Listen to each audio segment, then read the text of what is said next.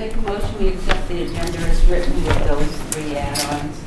Second. All in favor? Aye. Great.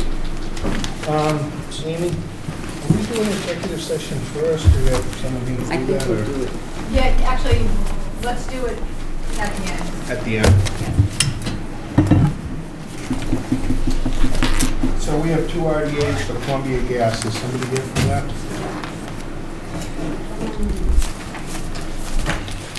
On February 5th, 2018, during the 6:15 meeting at Town Hall, the Situate Conservation Commission will act on the request of Columbia Gas and ask for a determination of applicability of the Massachusetts Wetlands Protection Act and the Situate Wetlands Bylaw to install a replacement gas main and service connections to properties within portions of Turner Road, Situate. Of others and other interested parties are invited to attend. Can we do these together? Sure. Motion and So the same spiel, and these are portions of Cherry Lane, Birch Lane, Ocean Ave, and Situate. Other interested parties invited to attend. Good evening. Good evening. My name is Dana Altabello. I'm with Merrill Engineers and Land Surveyors. As you mentioned, that these are proposed gas main replacements. The one in Turner Road is for an existing 4-inch bare steel main, which will be replaced in kind with a new 4-inch HDPE main. And then the Cherry Lane main is an existing 1.5 to 2-inch main, which is also bare steel, which will be replaced with HDPE as well. In total, there'll be 2,400 linear feet of gas main on Turner Road, and 2,450 on Turner Road, and 2,680 linear feet on Cherry Lane. This will be replaced along with existing service connections to existing residences along the road. All work for these projects will be done within existing paved roadways along their shoulders or within existing maintained grass areas. Portions of this work will be done within the 100-foot buffer to bordering vegetated wetlands on both, and also within land subject to coastal storm flowage on both. And then on the Turner Road project, there is some barrier beach along that route as well. The gas main installation will be done using the open trench method. This involves the contractor only opening the length of trench that can be installed and backfilled in one day. No stockpiles or open trench will be left overnight, and erosion controls will be installed at the limit of work prior to construction. For both of these projects, any catch basins that are along the route, the grates will be lifted. They'll put some filter fabric below them and kind of work down the route as they go, so they'll protect the catch basins from any siltation that may happen. But as I mentioned, everything's going to be backfilled and paved at the end of each work day.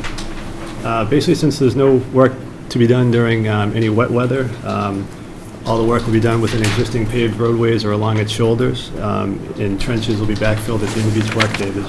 There's really no impacts to the wetland resources for either of these projects. If you have any questions, we'd be happy to answer them. yes. When do you plan on doing this? I haven't heard exactly. They're kind of getting their year in order. Usually it's sometime in the spring, The when early spring, I hope? I can check with them. I'm not 100% sure. Well, because those are beach areas. Sure. You don't want to be doing it in June. Yeah, I think that's their plan. Well, actually, after Memorial Day, it gets Yeah, it gets real busy down there. there. I'll mention that to them. In both certainly. areas. Right. And that would be my only concern is when you're doing it, so at least the amount of Sure, promotion impacts. going on. And did you say you're going to pave the same night? They usually put down a temporary paving at the end of each day just to keep everything intact, let it settle, and then they'll come back later on and do a final paving. Yeah, how much later on? They usually like to give it, a few months anyways, just to let it settle down. Okay, so then, And then they try to get it buttoned up before the winter. okay, so Generally, like is that- early fall. Yeah, that's You know, generally. once again, it's just, they're both summer Right, high yeah. areas. Is that part of the Wetlands Protection Act? Yeah, it is. She said so. Richard? Yeah, No, I'm good. my wetlands. No questions. protection, yeah. Lisa? No, thank you. Ken? Nope. Birch Lane is a dirt road, though, so does that affect anything? Because you're talking about paving overnight or putting down Yeah, temporary? in areas where there's pavement, it'll be Okay. paved. Where it's not, it'll just go back and it'll be gravelled. Okay. Basically left in the same condition it was, same elevation, no changes or anything. Okay. Well, all right, so my only real comment is about the resource delineation was done in January 9th. And there was quite a bit of snow cover at the time. But based on the project description and what their plan of action is, being in the roadway, I don't see this as a major hindrance. I mean, we're not certifying that what they flagged is, good for anything else other than this project in the roadway. So, based on that comment, I would say that they both would qualify for a -3. Is there some of the projects have linear area in the buffer zone, although they also would be -5 and 6. So, meaning that it's a utility project in the roadway, so it could also be considered exempt under the Wetlands Protection Act, but it's not under the bylaw. So it's just boxes on the top that we'll be checking. Okay. Thank you. 3, 5, and 6. 3, 5, and 6. So do they typically contact the agent, a representative from Columbia? Will they just contact the agent before they start? Typically, we do some sort of pre-construction with an NOI. The RDAs are a little bit... Yeah, it's a little looser. But it would be a good idea, especially with those wetland areas, just someone Sure. could go along and check. They'd be happy to do that. They do it, pretty routinely in, different towns. Like, it could be They call me. conditioned. And, Yeah. okay. Yeah, Just we had the opportunity to take a look. If you're aware that they're working, you can... And make sure the Yeah, we can put that in the protections are. Determination paperwork, but they have actually, the contractors have been reaching out to the local office and letting us know, Great. so. Okay. Anybody in the audience for that one? Okay, I make a motion for a -3, 5, and 6 on Turner Road. Second. All in favor? Aye. I make a motion for a -3, 5, and 6 on Ocean Avenue, Cherry Lane. And Birch Lane, you mean? And Birch Lane? It doesn't say, it says Ocean Avenue, Cherry. And Birch in the middle. And Birch in the middle. Cherry Well, Lane, it Birch doesn't Lane. say on the front. Oh, there it is up top. Excuse me. Second. All in favor? Aye. Keep our feet to the fire, Richard. Hey, it's not Starting my- I missed you last meeting. Thanks a lot. So we can go right into notice of intents. Yeah. The town of Situate, 26 and 32 Gardner Road drainage easement, and that's been requested to continue to March 5th. Whose request was just, that was what they worked out with getting the information, or? Yes, Town of Situate DPW. Okay. I make a motion that we continue. Town of Situate, 2632 Gardner Road to March 5th at 6:50. Second. All in favor? Aye. Toll Brothers Hadley Road and Tilden.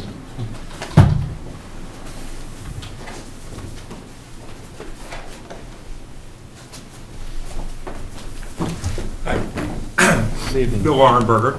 I'm here tonight with Scott Michelli and Dave Buckley of Toll Brothers. I'm also with Mark Manganello of LEC and Kevin Klein of Stantec. We've been in touch with Amy, and so basically what we wanted to do is we're about at the end of the process with the planning board, and we're anticipating on March 6th that we'll probably vote for this project. And what the purpose for it being tonight was one thing in particular to discuss, but basically Horsley and Witten, who's the town's engineer, have gone through everything, and our stormwater is just about finished. We anticipate probably the first of the week, the final set of plans, the entire project be filed. So purpose tonight, and I'm in touch with Amy, is we continue this on. It's actually been 6 months since we've been there, just to make sure if there are any outstanding issues or anything that we measure twice and cut once, is because we want to get, in other words, on the planning board standpoint, we'll get that done. But one of the things I guess we want to talk about is, yeah, Kevin talk about, there's a safety issue which the town has at the corner of 6th Avenue and Hadley Road. And Kevin or Mark, I don't know if you guys want to. Sure. We met with the DPW and with Horsley Witten, and I've actually also discussed it with the planning board. There's always been an issue right at the intersection of Hatherley Road and 6th Avenue. Water from the site gets onto Hatherley Road, water gets into the wetlands. Hatherley Road and the wetlands go back and forth. It's a mess. It's not efficient, it's not working, and it's a safety hazard. So we've designed our stormwater system so that we were going to decrease the amount of flow going to that point, but we still need to, we would always agree that we would try to find a way to correct the safety issue. And what we've come up with is a series of essentially catch basins along Hatherley Road adjacent to the wetlands and a little swale, so that what we've got coming off our site is going to get captured and then conveyed down 6th Avenue, which is what it does now, just not very efficiently. So instead of it being allowed to pond and puddle on Hatherley Road, we're going to capture it and let it go. The flow that actually comes from Hatherley Road itself, the catch basins are off the road. There's nothing in the road right now. So what we're going to do is get what's along the road, divert it into our swale and our catch basins so that we essentially solve that problem. Because you go out there now when it's raining and there's a big puddle. You go out there when it's not raining and there's a big puddle. And now we're going to try and get it, so we're going to capture it at this point and then convey it down. I've got a sketch plan that we had prepared for the DPW. Maybe if you don't mind.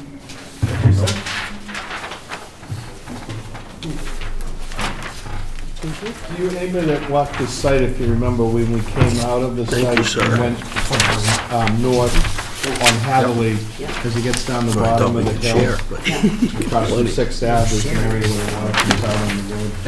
Yeah. Familiar with it.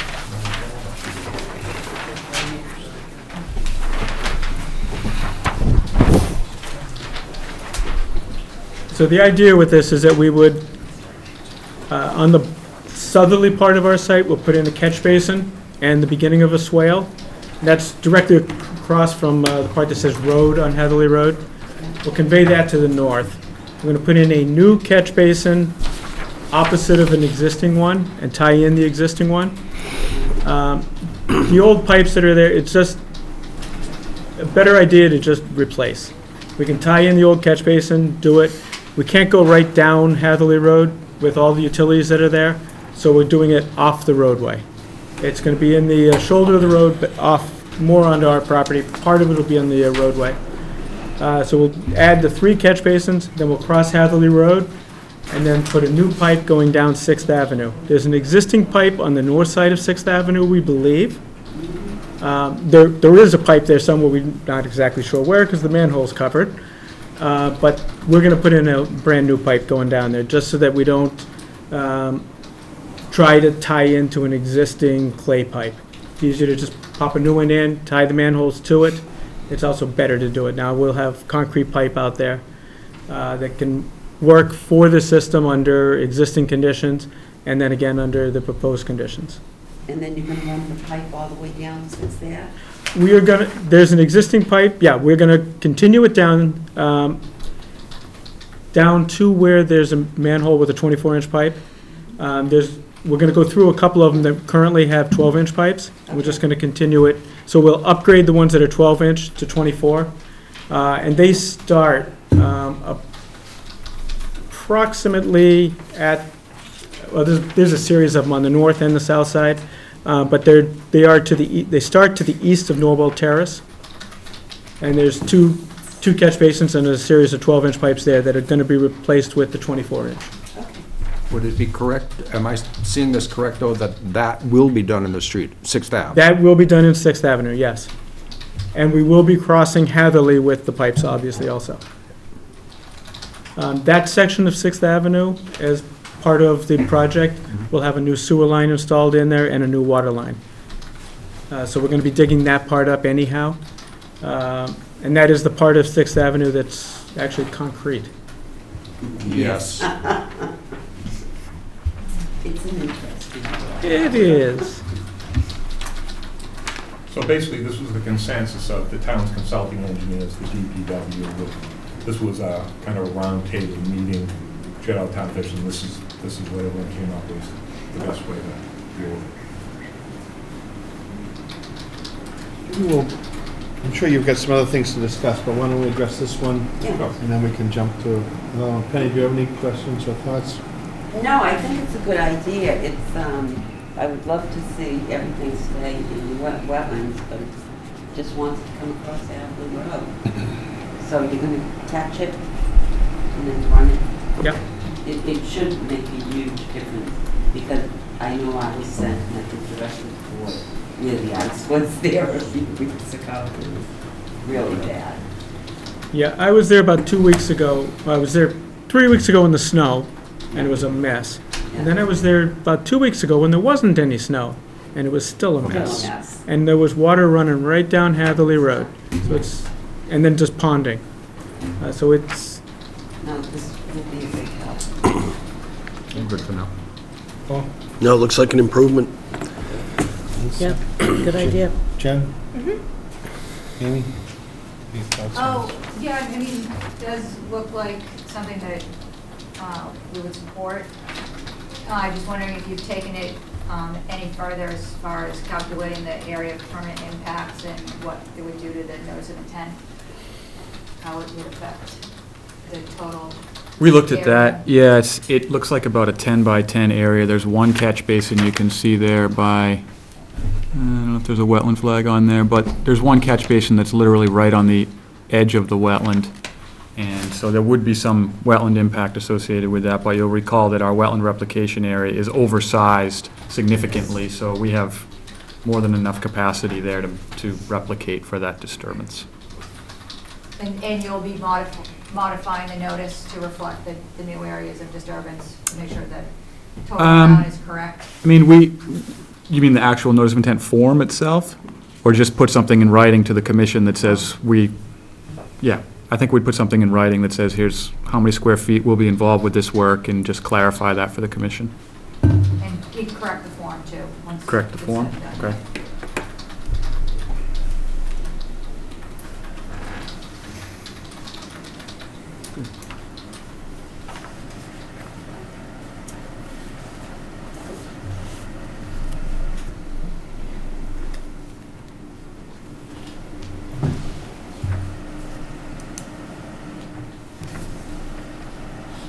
Maybe one of the things that should be added to that plan, at some point when you get in there, is some erosion control along that edge. Yes.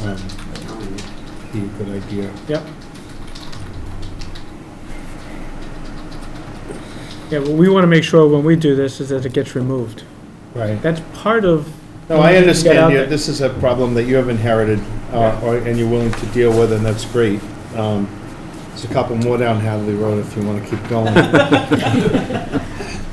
Yeah, because there's a lot of old hay bales along that road right now. Right, right. But I think just where you're so close to the wetlands, obviously, we want to try to protect that. Yep. Realizing that there's really not much you can do other than work in that spot.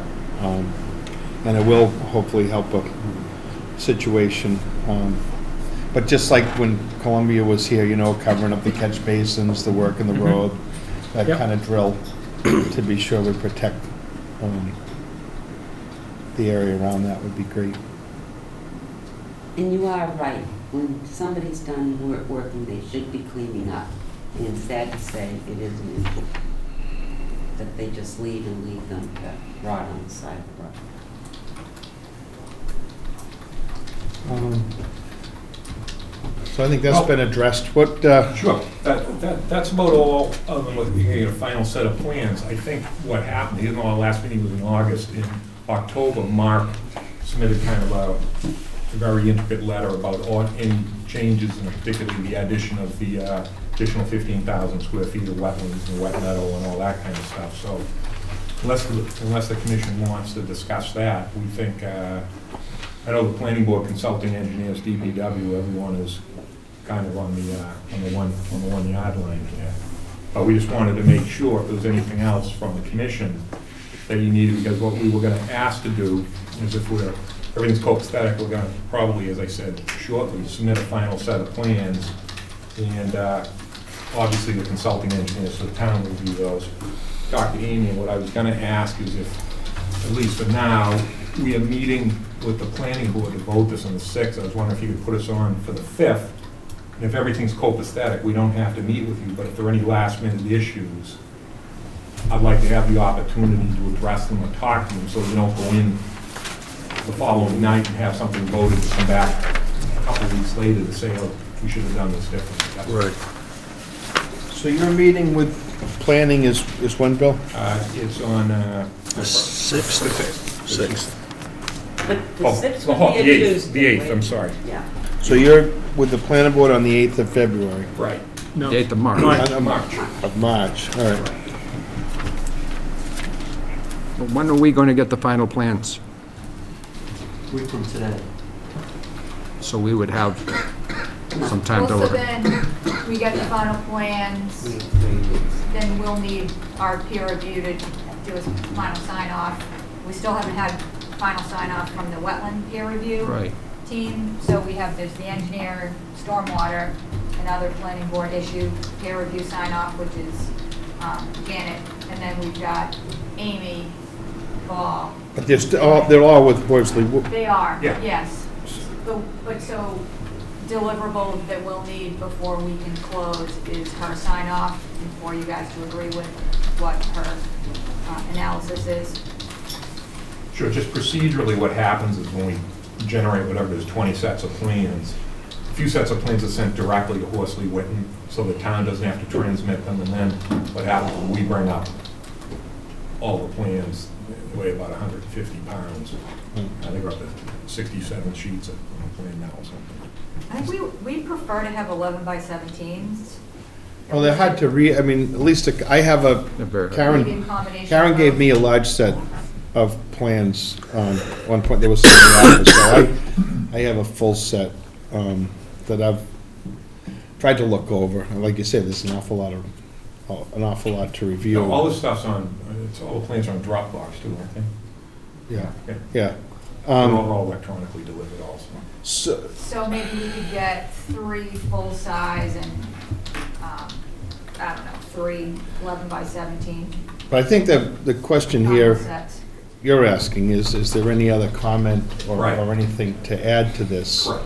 I mean, we've had the opportunity to look over these plans. Which we won't really know until we get the results from our peer review. When do you expect those? Well, But- I just, let me, Yeah. excuse me. Just to let So- you know, is even though I agree, obviously you can't close the hearing and vote this till you have this, but Horsley Witten, whether it's one division or whatever, our engineers and all facets been in constant touch. That's my question was, I'm assuming that the new revised plans They've are, already, everything on there, everyone's good with it already.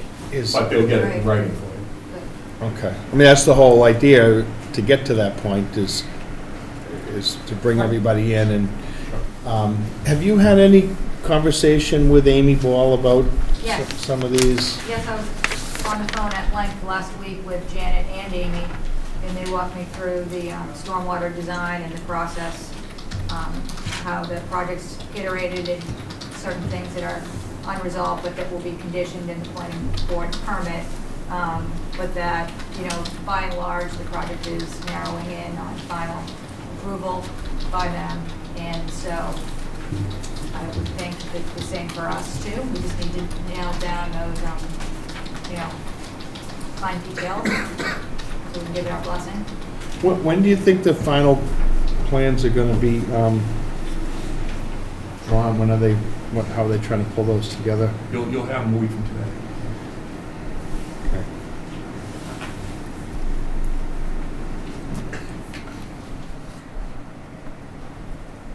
Should be okay.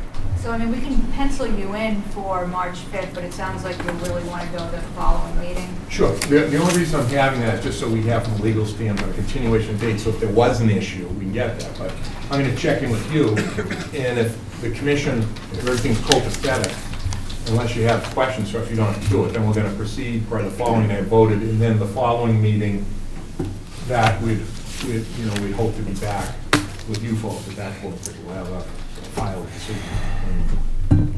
The other thing that comes to mind is our quorum with regard to this project. The people that can vote this right now, I believe, is Penny, Richard, myself, Paul, And Lisa. and Lisa. Right. Okay. Jen, because the project's been ongoing, you're welcome to comment, and it might be worthwhile for you to take a look at it if Amy's got any time to do that, but maybe take a little bit of time, or another member. But in terms of voting, we got to make sure that we have a quorum when we do that. The other thing which I just, and again, just procedurally, I'm not trying to, I just want to feel out, What do you want, Bill? we understand the project is an involved large project, and what I'm saying, one of the things that the planning board has invited us to do is with Karen Joseph, is to sit down in conditions and run through things in advance and to help things, just to vet things, so that when we actually get to the public meeting, if there's any issues, they've been kind of hashed out, obviously for the commission's review, approval, tweaking, or whatever. And what I'm saying is we'd avail ourselves also to the extent of, with Amy, we have, and I understand obviously the municipality has limited resources as far as, production of documents and all that kind of stuff. We can assist in any way that you want. I would hope that, we chose Horsley Witten so that they could do both facets of the project. So hopefully they're working together. And you've had a conversation with both of them. But what I meant by that, I'm sorry if I wasn't clear. Yeah. What I meant is, I'm anticipating that the meeting after the March 5th meeting, whatever the following meeting is, we'd like, if at all possible, to, if there's the order of conditions, that basically it's in format so it can be discussed and hopefully voted. And if there's, in the draftsmanship of that, other than the standard conditions, if there's other conditions, if it's okay with the commission, if we could be in contact, and I don't think necessarily myself, maybe it's Mark, with Amy, just to look over things, so we're not, I understand that there's limited time for public meetings, that we're not asking questions that could have been answered straightforward, apart from, that's all. I wouldn't see a negative to that, if there's. So what, you're saying you want to see draft conditions before we have the meeting, basically? Sure. Yes.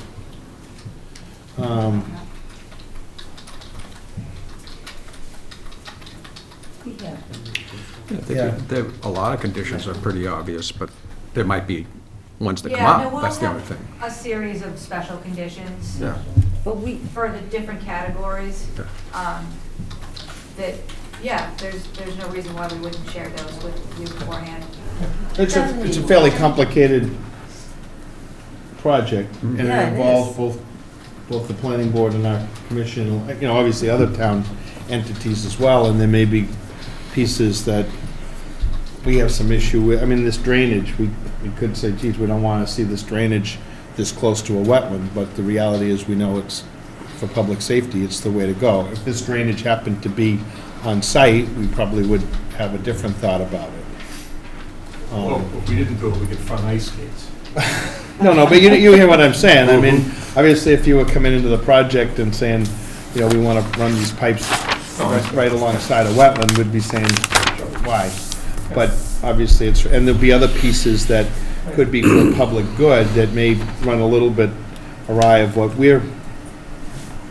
maybe our purview is, but something that we need to work on. I'm just saying that's a possibility. One of the things that Brad Washburn, Rutgers, has been very good in, from the different department heads, in kind of like him figuring out, in other words, getting people together, so everyone, in other words, all the different departments are aware of what's going on. So Right. I'll talk to Brad Washburn also, and get his suggestions on how as we get towards closure here, what's the most effective. And that was the whole idea of that position, was to try to meld all that. He's doing quite a good job. But, yeah, obviously, we don't want to have our hands tied and say we can't do something with this, but I think in understood. most cases, we've had an opportunity to look at a lot of this project, and we've expressed our concerns and stuff right along. I think they've been pretty straightforward. So I don't see a big deal. Okay. Well, I guess then, the last thing I need, just because, again, just to make sure, I don't mean to be redundant, but are there any unaddressed issues from the commission members that we haven't addressed? Because we felt we've addressed them all, other than obviously your final set of plans and review by the consulting.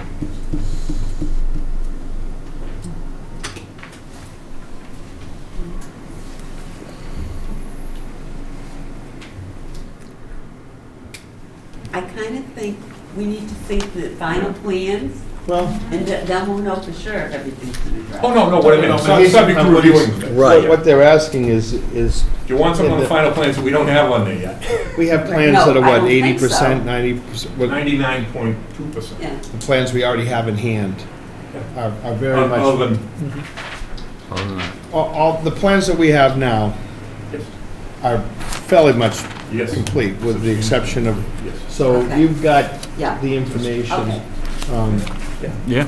You know, you and I spent some time yeah, one day going through the plans yeah. and looked at different sites, and they've been tweaked some, and I should probably share with you the set that I got from Karen, sorry, I presented. Yeah, no. Those are new ones here. But we're happy to. Can I just point out that I think it might be helpful as an overview for you guys. I mean, it's one thing to look at a set of plans and to see, you know, where they're proposing to put roadways and structures and drainage and modify the site. But when it goes to actually construct, you know, it might be helpful for you to have a breakdown, which is laid out in one of their documents, but a breakdown of what it's just going to look like, so that you're not surprised 2 years from now when, you know, it's not done. Or what, you know what I mean? So it's going to be built in phases. Yes. So you probably want more detail as to, are they going to go out and, you know, cut down all the trees? Are they going to be digging holes? Right. Are the silt going to be flying on And the that's site? part that we haven't had any real meeting or Right. discussion on. Right. I know a lot of that's been talked about with the planning board. You'll see one of, or two of the sheets, you correct me if I'm wrong, there's about, probably about 3,000 words on construction sequencing, isn't it? There is, not sure about 3,000 words, but Yeah. yes. Well, 2,900. Yeah.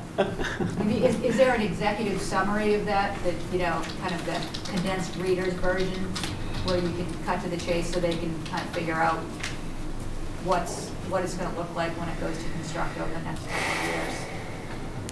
And that way, something may jump out to them to have input on without, you know, reading a 300-page document or stormwater. What's actually happened is, this is the result of, and we just talked about the planning board,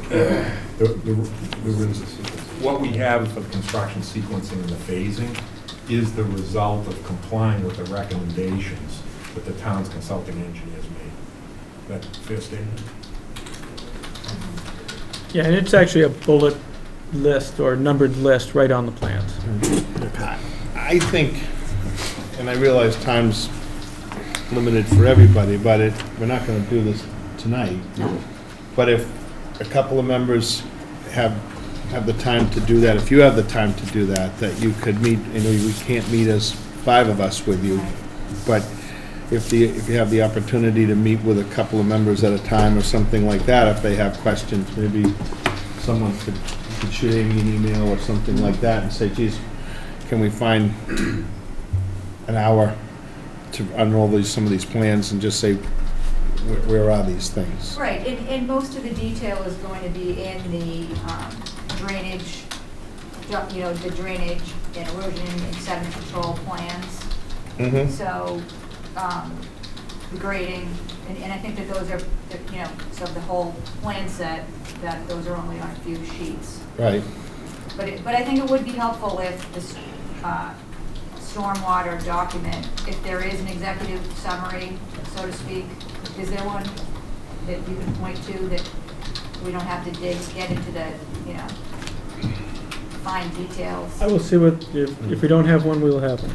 But the reports that came back from Yeah. Horsley Witten, I mean, when there was a disagreement, we'd be copied in some of those things, and that's how I've followed some of it, is seeing the feedback from Horsley Witten and saying, well, we disagree, or we agree, or something to that effect, is sort of the things I've keyed in on when I was looking at the plans.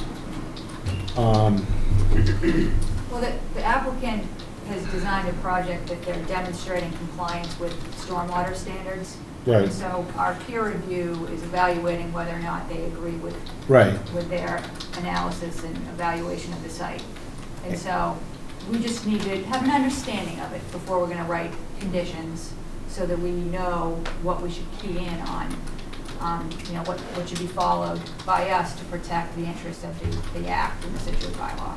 It's just so that the project is so large and so complex that for any one of our members to sit with a set of plans, and, that's why we have a consultant to do that, and then they look at it. And so my method of looking at is sort of to see what the consultants say that they disagree with, and look at those pieces. Maybe it's I'm still not gonna figure it out, but I'm good, right. Just me. Amy, to the extent of Mark and Kevin, they can answer if there's any additional things that you or commission members have, they can give you any other. And then, for our purview, I realize we're part of the drainage and all that because of all the wetlands pieces. My concern is the mitigation, the planting, what we're gonna get in, those sort of things. That's sort of my bigger concern as our commission. We're not gonna tell them how thick to make the asphalt or what size pipe they're gonna put somewhere, but the outfall, the impact that has on that wetland or something like that would be the piece that we would wanna be looking at. And then, are we comfortable with the mitigation and the way that they're proposing to plant it? And again, the consultants, Amy Ball's talking with Mark about that sort of thing, so and it's hard to visualize it all together anyways. They're gonna be reshaping a lot of that area, but we wanna be assured that when it's done, it kind of looked like what we had hoped it would, or that it achieves the goals that we had thought we'd get. And again, for us, it was minimizing loss of habitat, maybe making some of these drain basins and things like that more habitable to wildlife, whatever the case. And they've done, I think a lot of that's in there, but maybe we should just take a look at that and be sure we're comfortable with it, which we could do pretty quickly.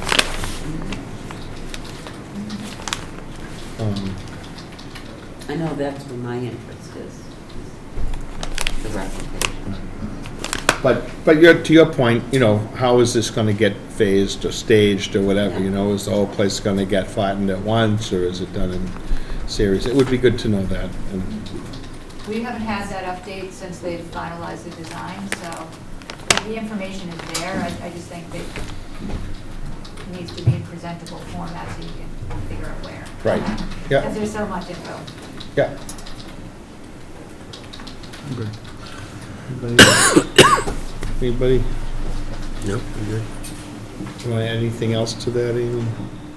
Nope, so continue to March 5th. Did anybody come tonight? Geez, you guys dropped from full house to pretty limited. You're boring old news now. Well, the planning board's been taking the, so what do we want to continue to? We're going to continue to March 5th at 6:20. Second. All in favor? Aye. Aye. Thanks very much. Thank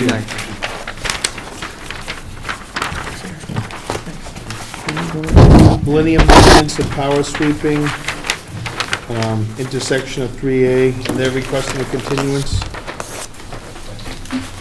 So they're requesting a continuance to the 5th also, Penny? I make a motion that we continue the to 6:25 on March 5th. Second. All in favor? Aye. Young, 18 Lowell Street, raise, rebuild, and a septic. On February 5th, 2018,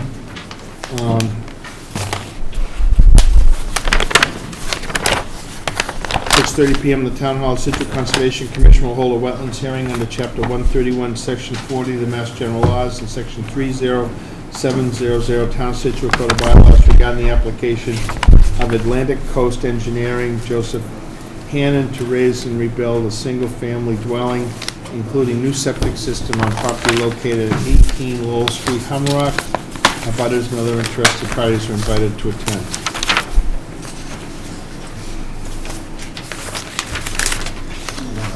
Kind of turn that to the side so the audience can see it too. Sure. Thank you.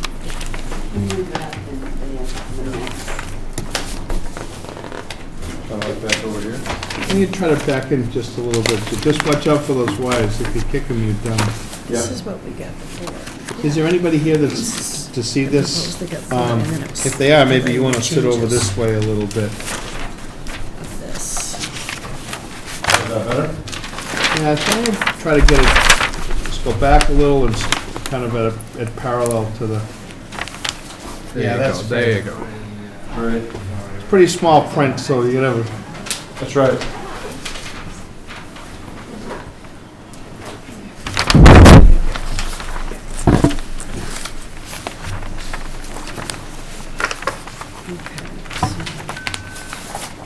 They changed them. They changed some stairs. They moved this one. Fire away. Okay, good evening. Jed Hannon with Atlantic Coast Engineering, registered professional engineer in Massachusetts, representing the Young family here. So a little bit of history about the project, and then I'll kind of talk about some of the details. This is an existing 3-bedroom house. They had a water pipe burst back about 3 years ago, and significant damage to the house, and so it's basically an insurance claim. And when they decided to rebuild it with the insurance compensation, they decided to put forth plans for a 7-bedroom house. So this is the septic layout here. Just to give you kind of the bearings of where we are, Lowell Street is located right here. The South River is to the west, and then the Atlantic Ocean is to the east.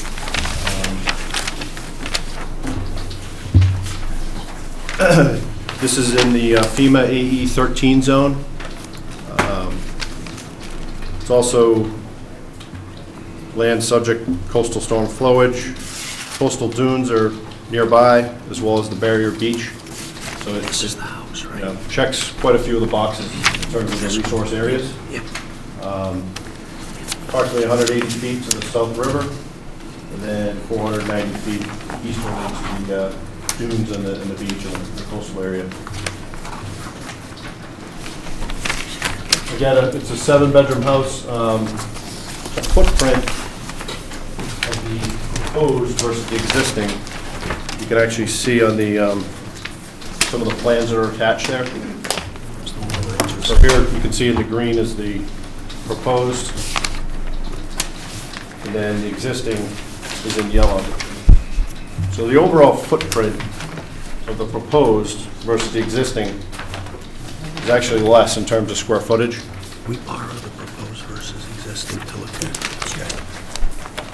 Are you having a foundation? Yes. So on the other side of this, if I could, Is there a foundation there now? there's an existing foundation there now, yes. So you're gonna use that foundation? No. No, so I'm gonna- It will, So I'm going to explain that. The other side here is, this is the plot plan, site plan. The footing plan interestingly enough, because we're rebuilding more than 50% of the structure, code requirement is that considered a new project.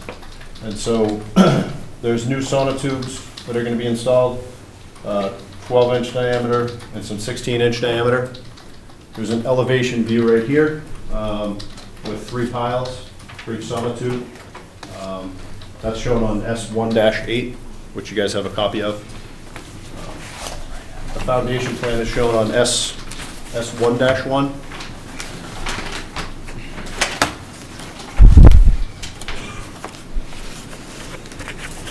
So there's a fair amount of piles as well as the sonotubes.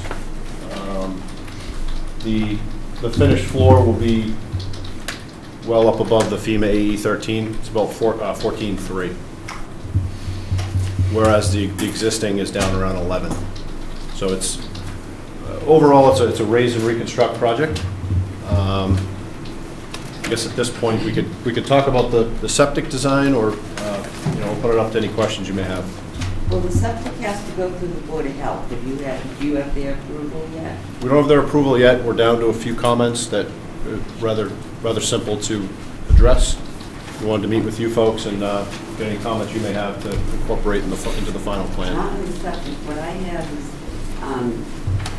okay, so the existing foundation is there, that's being completely removed.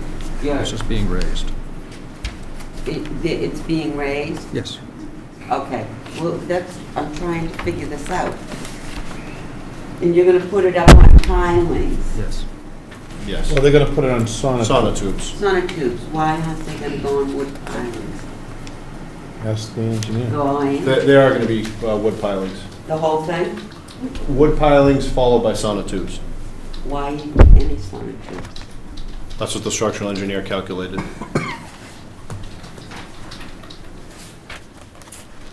It's confusing. I personally prefer in this area to see all wood pilings. Yeah, we did, I know. I saw his notes, but I don't agree with them. Yeah, I mean, we can certainly provide you a copy of the structural engineer's calcs, but that's pretty much what it came down to is due to the, Did you get any comments from DEP on that, not using all wood pilings? no, it does not. Did you submit the revised NOI to DEP? I didn't know if we received Yes. comments from them on the revised submittal or not. Yes. Did submit it.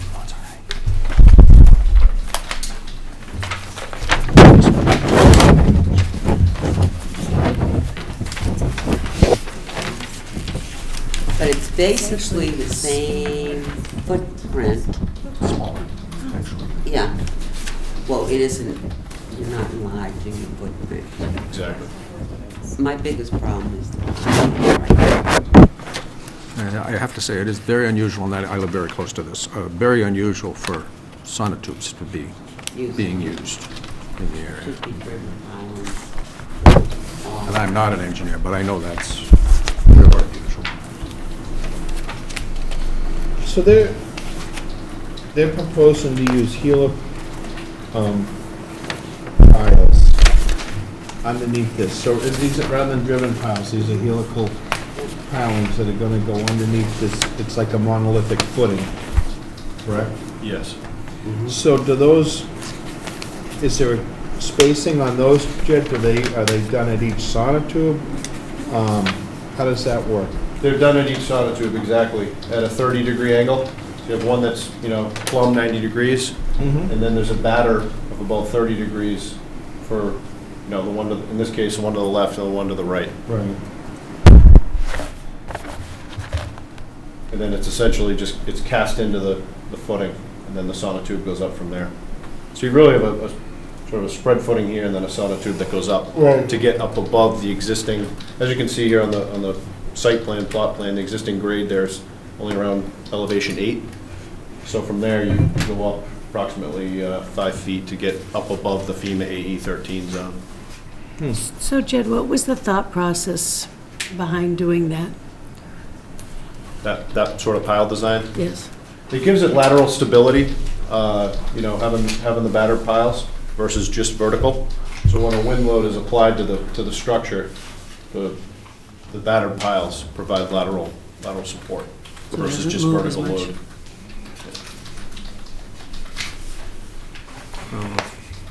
How much are you disturbing the ground? The overall area, To put those in, how much of a disturbance for the community? it's really fairly minimal. There's a little bit of excavation. Then once the piles are driven, then it's just the spread footings that are, you know, cast in place with rebar and then sonotubes on top of that.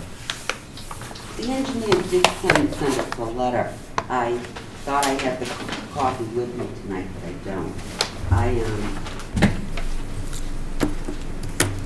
I just had a major issue with not using driven iron. But that's just me. Do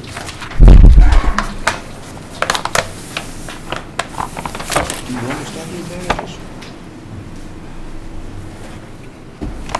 Well, I'll take you down Central Ave and show you some wooden pilings that are rotted through. Oh, I understand that. Um, I mean, wooden there's one pilings aren't big necessarily the advantage, be-all, right. the end-all. I mean, concrete is for a long time. What we've, I mean, what we have tried to do in some of these areas is to avoid a monolithic footing.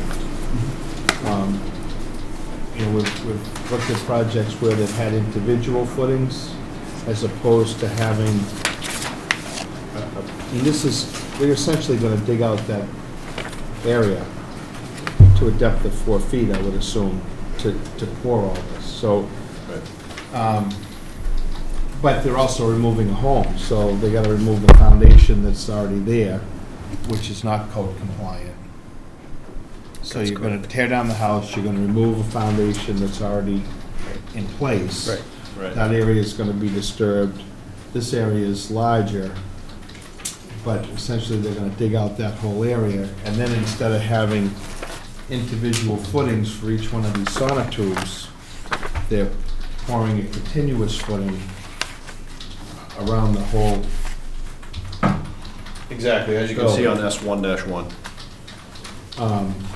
And then, I mean, I've never seen it with the helical piers underneath there, but for whatever reason, the structural engineer feels that that's needed because of the soils and the load and all that, so I'm not gonna question that. Like if they proposed a vented foundation, you'd have a footing all the way around it in concrete and then vents. But it's more, it's been in the velocity zone that we've looked to have less, less concrete. Right. Place where there'd be more scour, so that the footing or foundation wouldn't get undermined. But it's just another method of doing a foundation and an engineer's interpretation of how he meets the. I'm not concerned with it from the standpoint of principle, as just to make sure that I understand why and that it's going to work to what we needed to do. Right. Let's just say that if this house were gonna remain, we have all different circumstances that we deal with these foundations. So you have some cases where people wanna elevate their home. They can't move the house off the site, either forward or back. They excavate underneath it, and they pour footings and sonotubes, because you can't drive piles through that. So it's a method that has been used. A lot of times when you're working in the kind of soil that's in Hummerock with all the beach stone and the cobble, to actually dig individual homes is almost spinning your wheels. Because just by the time you dig out the hole. I don't know what's underneath there, but that lot is solid, even though it's not paved, it's solid. So.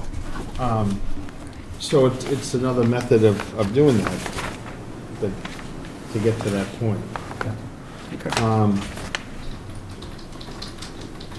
I'm not sure how else. No, that's fine. I'm not a structural engineer, so I can't tell you. But I've just seen multiple alternatives for these foundations.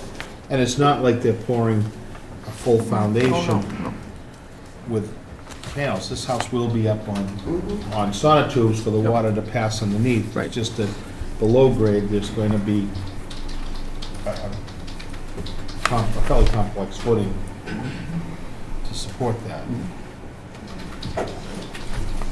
Well, as I said, I'm not against it in principle, I just want to make sure it's going to work to the rules and regs.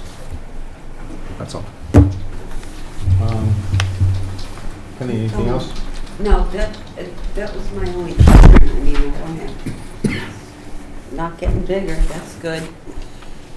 What do you mean it's not getting bigger? The footprint is not bigger, Well, the it's smaller. footprint, I know it's a 3-story house. I mean, it's gonna be It'll be right in front of a monster.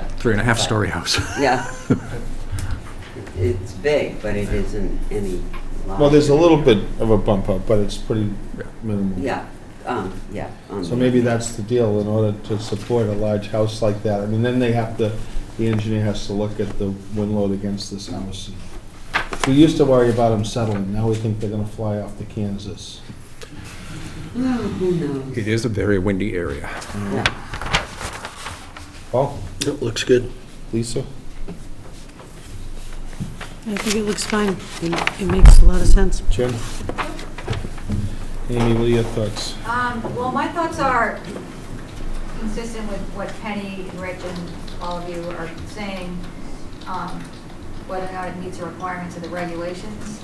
And so anyways, I think it would be helpful to have DEP weigh in on these proposed footings, because they are.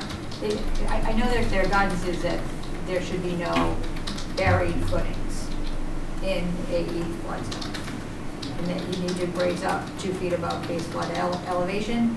But it's just, I think that the set is confusing, as you can see the nature of all the questions that we have about what's actually being proposed. The raised rebuilds that we do down in Humrock, almost all of them are undriven piers for a house that can be moved, or that's a total raised rebuild like this one is. So, I don't know, but the building inspector and I have been, gone back and forth to try to figure out what is actually happening here, but now it sounds like you guys are saying that there is a very spread footing, so that would be inconsistent with the guidance that I received from PPM. But that's more in the velocity zone where you gotta have open piers. In AE zone, you can pour a foundation and have vents, and you have a footing under a whole concrete foundation. But I Which was is what's also, proposed here. but I was Right. also Flood vents. told that you couldn't pour concrete on a barrier beach. Well, that's not, Right. is that a new regulation? Because we've approved a lot of vented foundations Yeah, in AE zones. there were several different, but as far as, unless I'm recalling it incorrectly, some of the new codes that they came up with for coastal beaches was specific to the barrier beach, not using concrete. But we could certainly Yeah, we'd have to check see that. that, because we've been approving vented foundations in the AE zone recently, yeah. In the AE zone, but That was a vented maybe not foundation. on a barrier beach. Right, this is different because it's a coastal dune, barrier beach, landscape is focused on flowage. Even though it's a highly developed barrier It beach. is a highly developed barrier beach, coastal dune.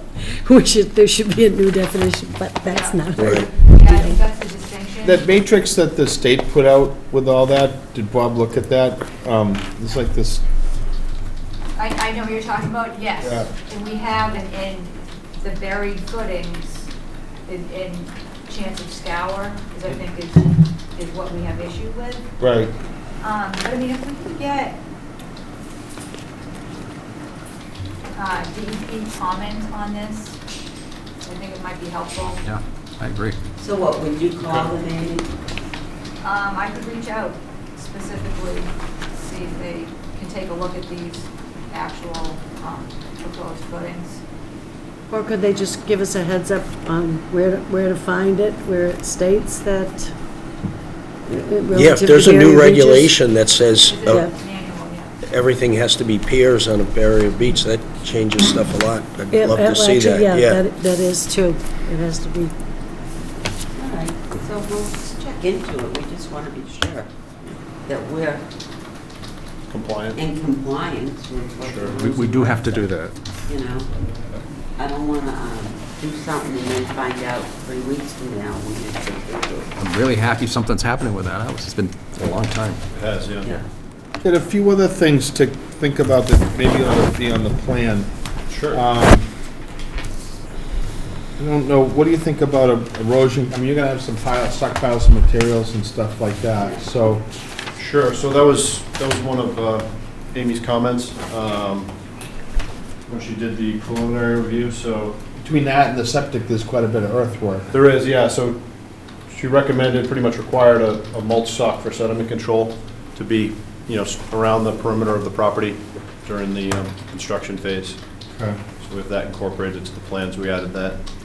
And then is there loss of plant material or vegetation that we should be concerned about, that we'd want to see some revegetation? There isn't any. There's not much, There's yeah. one corner cedar Yeah. bush. That's it, the whole lot. Yeah. Pretty limited. That's Yeah, very it's like the limited. front left. Is there any Barren. thoughts of what the owner's gonna do with the property, once the house is built and the septic, and in terms of revegetation? I mean, it's a dune, and obviously we like to see things be stabilized, either some sort of plantings or whatever. Okay, sure, I mean, we could certainly talk with the owners about that. I don't know their long-term vision, I know they're trying to get through these first hurdles, but we could certainly talk about that and try to propose something. The Rosa Perhaps. rugosa does well there, the high bush blueberry does well there. Cedars do. Yep, cedar does very well. It's just typically in an area that's really disturbed. Sure. And again, I guess, I did take a quick look a long time ago But then that's. at this, but it would just be good to know what the plan is But I to. was told that's not the very root section. Vegetation plan, sure. Yeah. Okay. Doesn't I have want to be see this anything- regulation, It's not not just dramatic. rumors of Okay. things. Yeah. Yeah, we can do that. And you've got everything on here that you want to have on here. There's, I see a brick walk, just the circular stone driveway is going to remain.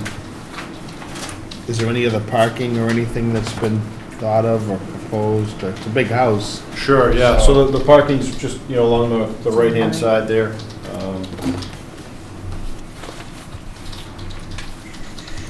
Yeah, right in here. Right here. Well, there's a stone driveway. Yep. Is there anything else proposed for parking or? well, No. Just, There isn't.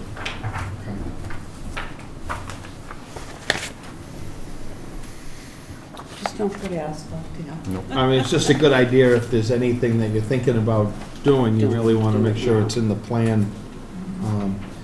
Sure. Typically what happens, you know, the project gets conditioned, it gets built, at some point, you need a certificate of compliance. Absolutely. And if you go out to do the certificate of compliance and there's a greater parking area or something, then it creates a problem. So I would say that, you know, just be sure that whatever you're thinking about, you know, if there's some additional gravel area or stone, or Indicated on the plan, sure. you should want to put that in now as opposed to later. Sure. Do you have any other comment, Amy? Actually, there's quite a few trees and stuff. I looked at the pictures that I hadn't realized.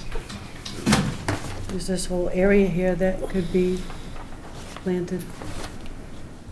I mean, maybe it's staying now, maybe it's not proposed to go, I don't know. I don't think, There's not much there. no, Okay.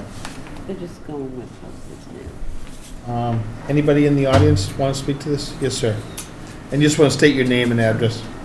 My name is Lawrence Janino, last name is spelled Gianino. And my wife Susan and I are owners of 24 Little Street. And our property butts along this side here. That's our home right here, okay? And this property is our property here, this whole property, and here's the property line between the Youngs and ours. Youngs have an easement to park and to maintain and repair their septic system, their existing septic system. And so the foliage that you see, the vegetation that you see, I'm assuming on that property there. Yeah, it's yours. You've got some firs over here, and you've got a variety of bushes here, as well as a lawn here. Which is this? Those are yours. Yes. These are yours? Yeah, that's what I figured. Yeah, Um, that's what I. Taller trees. This is the Youngs' property right here, their corner. Okay. Their lot. This is all dirt. Yeah.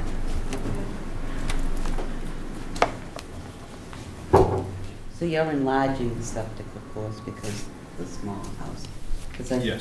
think I saw somewhere in 2015 the septic was upgraded or something at some point, not too long ago. But it doesn't matter because you're doing it now. Okay. So when that septic goes in, then that, is it crushed shell driveway goes back on top of that? Is it? So let me just go to the view of the proposed septic. That's the driveway.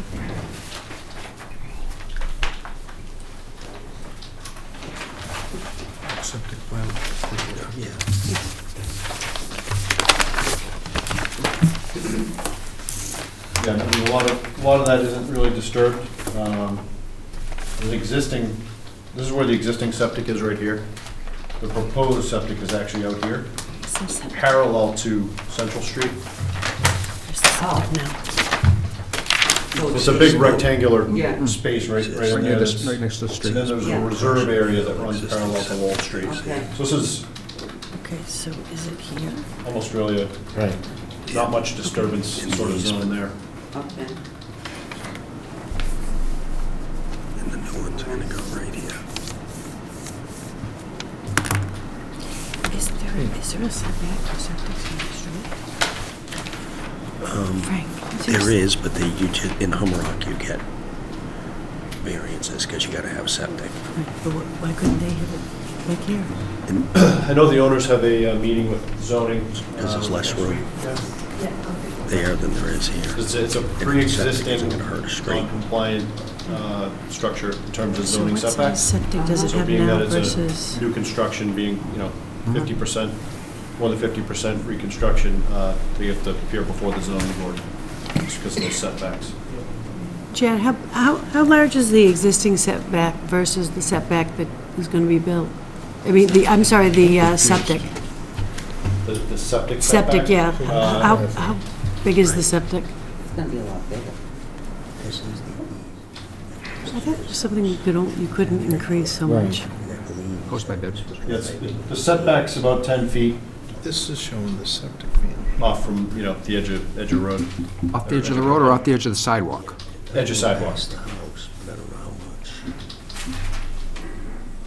So is there setbacks for septics? Dan, you want to talk about it? It's all on it. Dan is actually the I'm not septic, sure he's if my septic We gotta get designer. approved by. Frank, Yeah. Board of Board of Health. what's a Health, septic setback? No. I don't know, that's, if they're Board of That's Health. Board of Health. Yeah. Right, I was Can I just, just, maybe you can come up and just, Sure, yeah, my name's Dana Jr., I'm the one who designed the septic, and,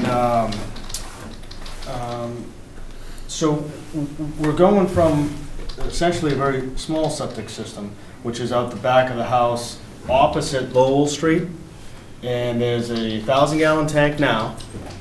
There's right very close to the property line opposite Lowell Street. All right? existing. And it goes to a small septic system now, looking at the area that the neighbor pointed Okay. out.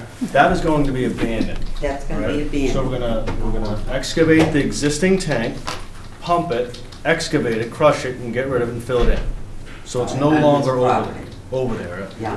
The tank isn't quite on his property. It's Okay. still on the subject property, but it's very close to the lot line. Okay. 2 feet away, something like that. So we're gonna abandon that, build the new house, and put the septic system on the Lowell Street side of the new house. So it's almost in the middle of the property, the septic tank is. So it's going over here. newer one.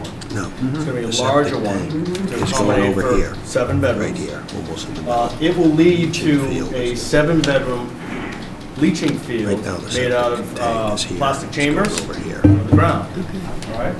So that leaching area will be at least 12 feet That was the from setback. the street line, lot line on the street side, on the central street side. Okay. from the And it sidewalk. will be 10.8 feet, so almost 11 feet from the lot line on the south side, which is opposite Lowell Street. In other words, the leaching area will be at least 10 feet from any property line, which is what the code requirement is for the Board of Health. All right, so we're taking it from out back here and being much closer, or even over the line, albeit in an easement area on someone else's lot, and containing all of it on the subject lot, at least 10 feet away from any property line, so it all conforms. So there's no variances that are asked for from the Board of Health. Robert, where's the leaching area now? We're seeing the tank. That but answers your where's the- question. what- They The built, leaching area which is unusual. off of the lot onto the neighbor's lot in the easement area. So it's allowed to be there now, but there's some other utilities in this area, and there's parking in this area. So I figured as the designer to just put it on the lot. There's no reason why it can't go on the lot. We could fit it on the lot and without any variances and without any problem for setbacks. So it's off the lot now. Got it. All right, so we're gonna, hopefully, everyone considers it kind of a lot better situation for everyone, including the neighbor and the owners, to get it all contained on the lot. Just curiosity, how deep did you say the leaching will go? The leaching has to be a minimum of 5 feet above the groundwater table. Right. So, all in all, by the time you go from the groundwater table in the ground, add 5 feet, add the system, and add the cover over the system, it's only about a 1-foot difference from the existing grade now up. Make sense? Makes perfect sense. You only Right. got about 2 feet below that before you get into brackish water. Yeah, well, we went there during high tide.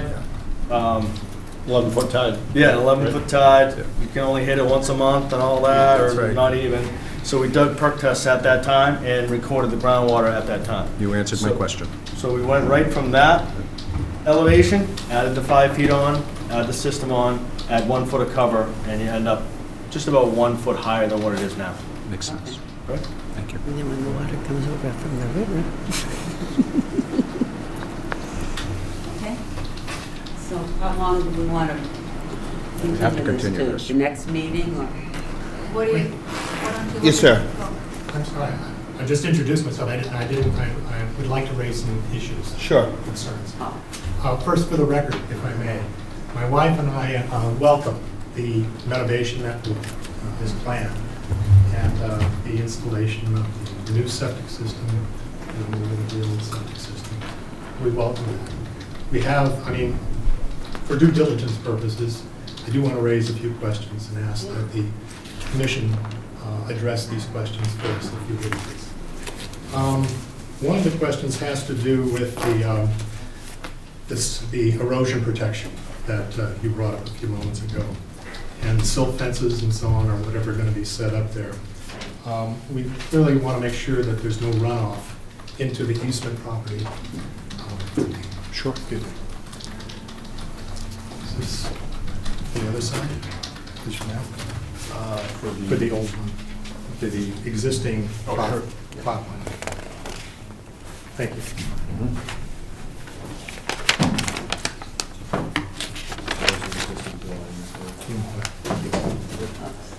So, we would like to make sure that our property here, but also the easement property on which parking does occur, and the septic system, the existing septic system is going to be removed.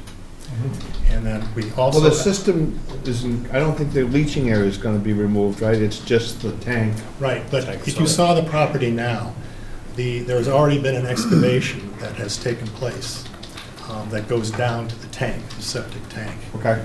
And it's on part of our property at this point. Yeah. Okay? So it's just a question that when the work is done, that we're asking that the area be restored. We're concerned about the pumping empty, the crushing and the filling, that when that's done, that any concrete be removed so that such a time in the future that we might want to sell the home, or what we actually plan to do is put in our own vegetation plan here before the committee, the commission, after the work is completed here, to finish up the planting of the vegetation that was envisioned over here, if you would. The second thing is, third thing I should say, is we have right now, there is an encroachment of the deck that's over here at this edge of the edge of their property, the Young's property right here. And so before we can do anything on a property, we want to make sure that our existing property here, the easement property is protected, and that we can carry out the vegetation plan that I referred to just a few moments ago. Question that I have is having to do with the excavation that will take place digging out from underneath the existing home, is what the fill is going to be. Is it going to be a good sandy fill that's put in there? Is it going to be left empty? How is that going to be handled over here, if you would? And but those are the main issues that we have right now, just in terms of, again, protection of our interests here. Thank you. So the erosion control is temporary. It's a silt sock or whatever that's placed around the property line to keep runoff during the construction. You noted that, I don't know if there's any real topography on either one of these plans. Does that help? Yeah, well, just a proposed grading plan, or is there anything that's proposed to change on the site in terms of, it sounds like the septic's got to be slightly elevated. Right. Other than that, it's pretty much make it back to what it was before with the, lumen seed. Because obviously we don't want to be elevating that property up higher, so that if there were flooding or whatever, that would wind up on the neighbor's property. Sure. The existing grades could maintain, but we don't want to see that get elevated any higher. Sure.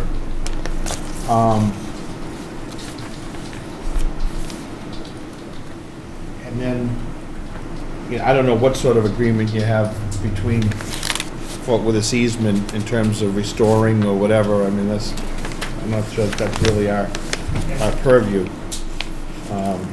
But we wouldn't let any concretes down.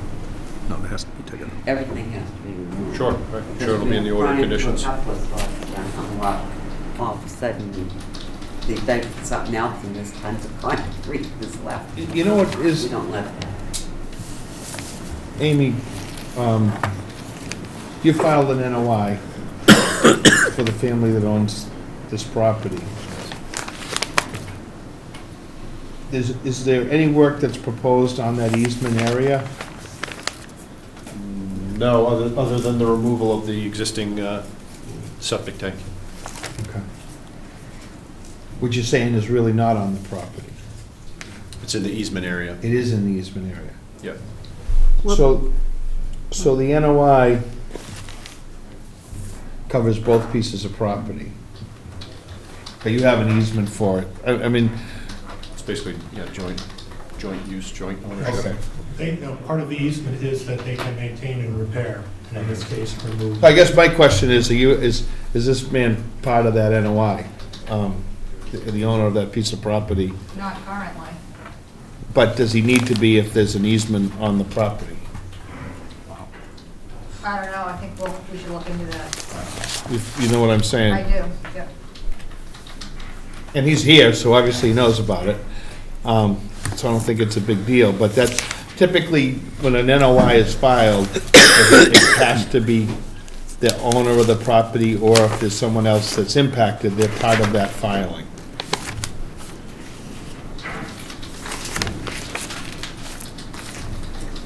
What's your address? And maybe that's already, 24 Willow Street. and that may very well be covered by the fact that there's already an easement It's not for listed that, as so- a butter. Sure, I'll look into that as well. That was one of the things that I identified as missing, which I think is still missing, Jed, is the deed, property deed we need for the NOIs. So when you get me that one, get me the one for 24, Lowell too. We can Okay. figure out the ownership and how to describe it. Sure.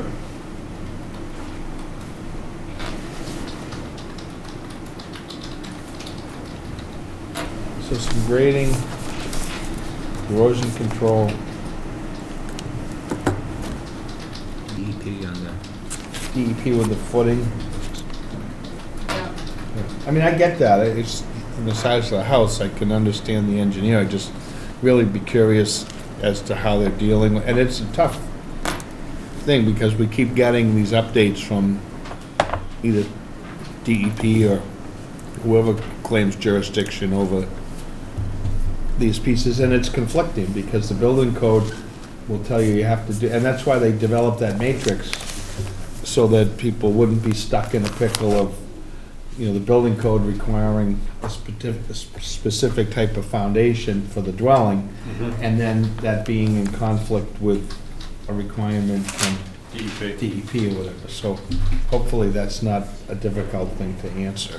Well, and we've spent significant amount of time actually going back and forth since December on this, but with the revised footing plans coming in January, I think it was the feeling between Bob Vogel, the building commissioner, and myself that this proposed design does meet the requirements of the different codes and acts, because our interpretation was that the spread footing was actually above the ground surface and was actually not buried.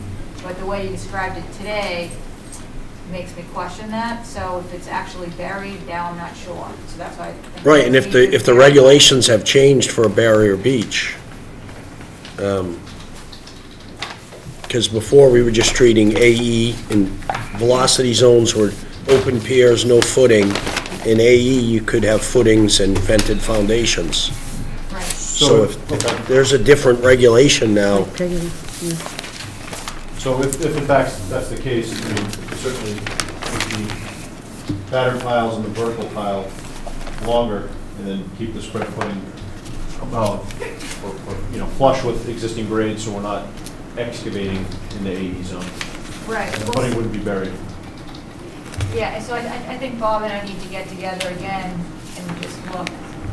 Okay. Look at it again and just make sure. But otherwise, I mean, I think the project, other than the questions, we need, you know, clarification on quantity and types of fill, with the ownership information squared away. Maybe some of the area of disturbance, the square footage needs to be defined a little bit better. Board of Health approval, I mean, I think we're getting close, and by and large, it appears to meet the requirements of the applicable regulations, so I think we're good to go, but at this point, I would say it should continue to, It's probably gonna be March 5th. We already have 11 hearings on the 21st. We are solid, yeah. so let's go, if that's all right with everybody. Can you work with that? We're here to work with you, so what have we got to do? Yeah. Thank you. We'll go. So can I make a motion now? Please do. All right, is there anybody else in the audience that wants to speak to this? Okay. I make a motion, we continue 18 Lowell Street to March 5th at 6:30. Second. All in favor? Aye. Great. Thank you very much. Thank you. Are you done working on the bridge in Weymouth? Yes. As of about a year and a half ago, so. Open for traffic, as you've Yeah, probably it's seen. nice. and it's Very still nice. standing, It is. that's a good thing. It's supposed to for 60 years, so. I like the old bridge. You know, Penny, really. Thanks, guys. Thank you. All right. I've been over For- there to see it. Is it for Henley? For Healy? Investment Trust, 119 Jericho Road, raise and rebuild, and they request, requesting a continuance. Okay, who did, oh, You said Jericho Road? Vahili. Vahili. What are they looking for? They're requesting a continuance to 2/21. Oh. We have 11 hearings. What's that? 11. Yeah. You think it'll be quick?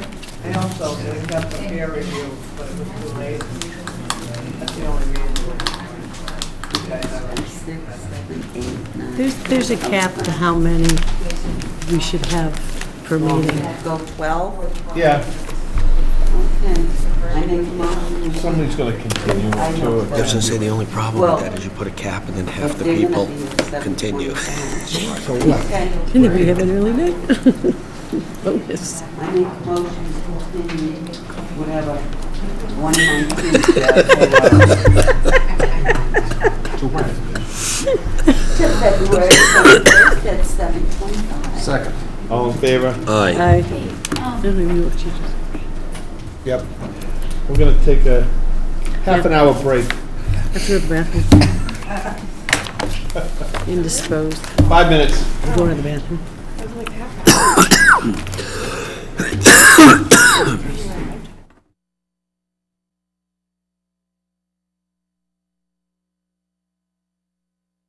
PM, the Town Hall Situate Conservation Commission will hold a wetlands hearing under Chapter 131, Section 40 of the Massachusetts General Laws and Section 30700 Town of Situate Code of Bylaws regarding the application of Diamond Development to construct a single-family home and demolish an existing house on property located at 53 Border Street, Situate. Abutters and other interested parties are invited to attend. Good evening. Good evening, members of the commission. I'm Brad Holmes with Environmental Consulting and Restoration. Along with me is Steve Bjorklund with Diamond Development. We've submitted a notice of intent for 53 Border Street. And what I'd like to do is go over the resource areas, some of the site conditions, and then go into the proposed project with you. The property is located at 53 Border Street, to the south side of Border Street, along the marsh system that leads to the Gulf River. So they'll obviously have wetland resource areas associated with the Gulf River. So what I'll do is, moving from the south to the north, we'll go over the resource areas until we get to the buffer zone. So you have, as I said, the Gulf River, which is a tidal river. So the tidal river, when you... Excuse me, you're blocking the view of the map? Sure. Great, thank you. I don't know if we'll be able to get everybody here, but I'll stand over here. Great, thanks, Fred. The Gulf River is a tidal river, so tidal rivers are, the beginning point for a tidal river is the mean high water. It's not a wetland delineation event, it's a survey elevation determined by the tides. So that mean high water elevation is significantly to the south. The riverfront area falls within the marsh system. It doesn't fall into the site. You do have a bordering vegetated wetland that's upgrading of the salt marsh. It's been delineated by John Zimmer, a professional wetland scientist. I walked it. It is accurately located, and that's shown here in the blue line. As you move further up, you have land subject to coastal storm flowage, which is your FEMA flood elevation. That is at elevation 12 feet, and that's shown in the dotted line. Because you have land subject to coastal storm flowage and you have a slope of topography, that brings into play a coastal bank. So there is a coastal bank because of the topography. The coastal bank is shown here in this dark line. The coastal bank has been delineated by Jim O'Connell using the DEP coastal bank policy for anything that's greater than a 4-to-1 slope. Steve also, Jim O'Connell also included a conservative factor of an additional 1 foot flood elevation, so that the coastal bank is a little higher than normal. And the reason for that is because the Situate Wetlands bylaw has the definition requests that an additional factor be included into the flood elevation to account for sea level rise. So Jim O'Connell used that additional 1 foot elevation to designate the top of the coastal bank. The top of the coastal bank is the landwardmost resource area on the site. It's not a sediment producer, it's coastal bank by definition. It helps to buffer against flood impacts. The top of the coastal bank here is shown with a 50-foot buffer zone to the top of the coastal bank and 100-foot buffer zone to the top of the coastal bank. So this being the landwardmost resource area, this is the jurisdiction the Conservation Commission has out to the 100-foot buffer. I will note that we have shown on the plan this yellow line that falls down gradient of the coastal bank. That's the 50-foot buffer zone to the bordering vegetative wetland.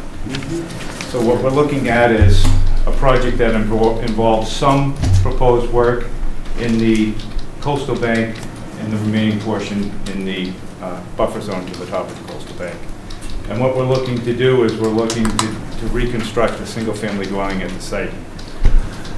Along the western property portion of the site, there's an existing single-family dwelling with deck, paved driveway, yard area, and as you can see, that house sits in portions, to include the shed, in and just beyond the top of the coastal bank. So what we'd like to do is reconstruct the residence at the site by taking into account the buffering to the top of the coastal bank by moving it back as much as we can so that we can achieve a setback which doesn't exist along the top of the coastal bank. Associated with the house would be a septic system, which has been previously approved by the Board of Health. We did update that application because we moved the septic tanks, and that is in review, and I believe it's been approved as well, the revision. The revision has not been approved yet. It's in review, but it had been previously approved in this location. As you can see, there's associated grading with the design, and what we've been able to do is keep the proposed driveway, asphalt driveway, outside the 50-foot buffer zone to the top of the coastal bank. As you can see here, the existing driveway now is within the 50-foot, and again, the house and structures. Because we know that the Conservation Commission looks strictly at work within the 50-foot buffer zone, we propose some naturalized planting beds along the edge of work. Of course, there'll be erosion control measures consisting of the silt sock at the limit of work. And one of the points, talking about the 50-foot buffer, we included in the application, the Conservation Commission typically looks to prohibit work within the 50-foot buffer zone to the top of the coastal bank as your buffer strip. However, you know that condition number 3 and 4 of the buffer strip policy allows for enhancement of the buffer strip and also allows for pre-existing conditions in the buffer strip, meaning obviously the site predates the regulations. You wouldn't be able to have a 50-foot buffer strip or policy if you didn't allow for existing activities in the buffer strip. So using the buffer strip language, we do comply with the town's 50-foot buffer regulations because of those conditions number 3 and 4. As you'll see in the shaded area, the area will be returned and stabilized so that the existing house area will be loamed and seeded and stabilized with lawn, so that we are not within the coastal bank with the proposed project. The existing shed would be removed, and the house that's along the edge is just at and in the coastal bank, so we will be making a betterment by moving that out. So it's fairly simple as far as a single-family home reconstruction project, and take any questions you may have. Penny?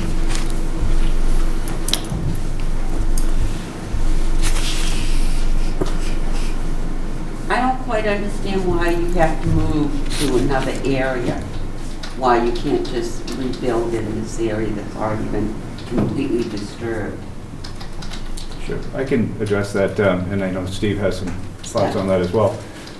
Typically, when we're in front of the commission, we're doing a reconstruction or redevelopment, the commission's always asked, can you make a betterment by moving the structures further away from the top of the coastal bank? Because that, in order to redevelop that house, you'd have to excavate the foundation and do quite a bit of earthworks in that location. It would be really difficult to maintain that limit of work and have a little bit of assurance that you're going to have some safety measures for work area. As you can see, if you were to do that, you'd be putting, here's the top of the coastal bank, you'd be trying to work right up and in the edge of the coastal bank if you have it. That doesn't give you a lot of ability to maintain protection and erosion controls. Here, you can see that there's a good distance from the limit of work where you could add additional hay bales, stake in more silt fence, and do whatever activities you need. And it also moves the structure away. It moves the asphalt out of the 50-foot buffer zone. So there's an overall betterment. There's actually 28 square feet decrease in impervious area with the proposed project in the 50-foot buffer zone than exists now. You're going to go and take land that hasn't been touched, it might be grassed or gardens. Shouldn't be there. But that's a lot different than going and Right, well, but they're completely proposing a little bit disturbing further away from the number coastal one, bank, the foundation in, put the which we house would in, normally ask them but then do a new driveway because you're veering off, you're not using the old driveway. And my other question is, how much fill are you bringing in to do this? Into the buffer area? How much fill are you bringing in to erect the house where you propose? Probably a couple thousand yards. And most of that's beyond the 50-foot. How much is going in the 50? But really just around the back corner of the garage, on the east side of the property there. And we do have the option that we could put another retaining wall behind the house in that location.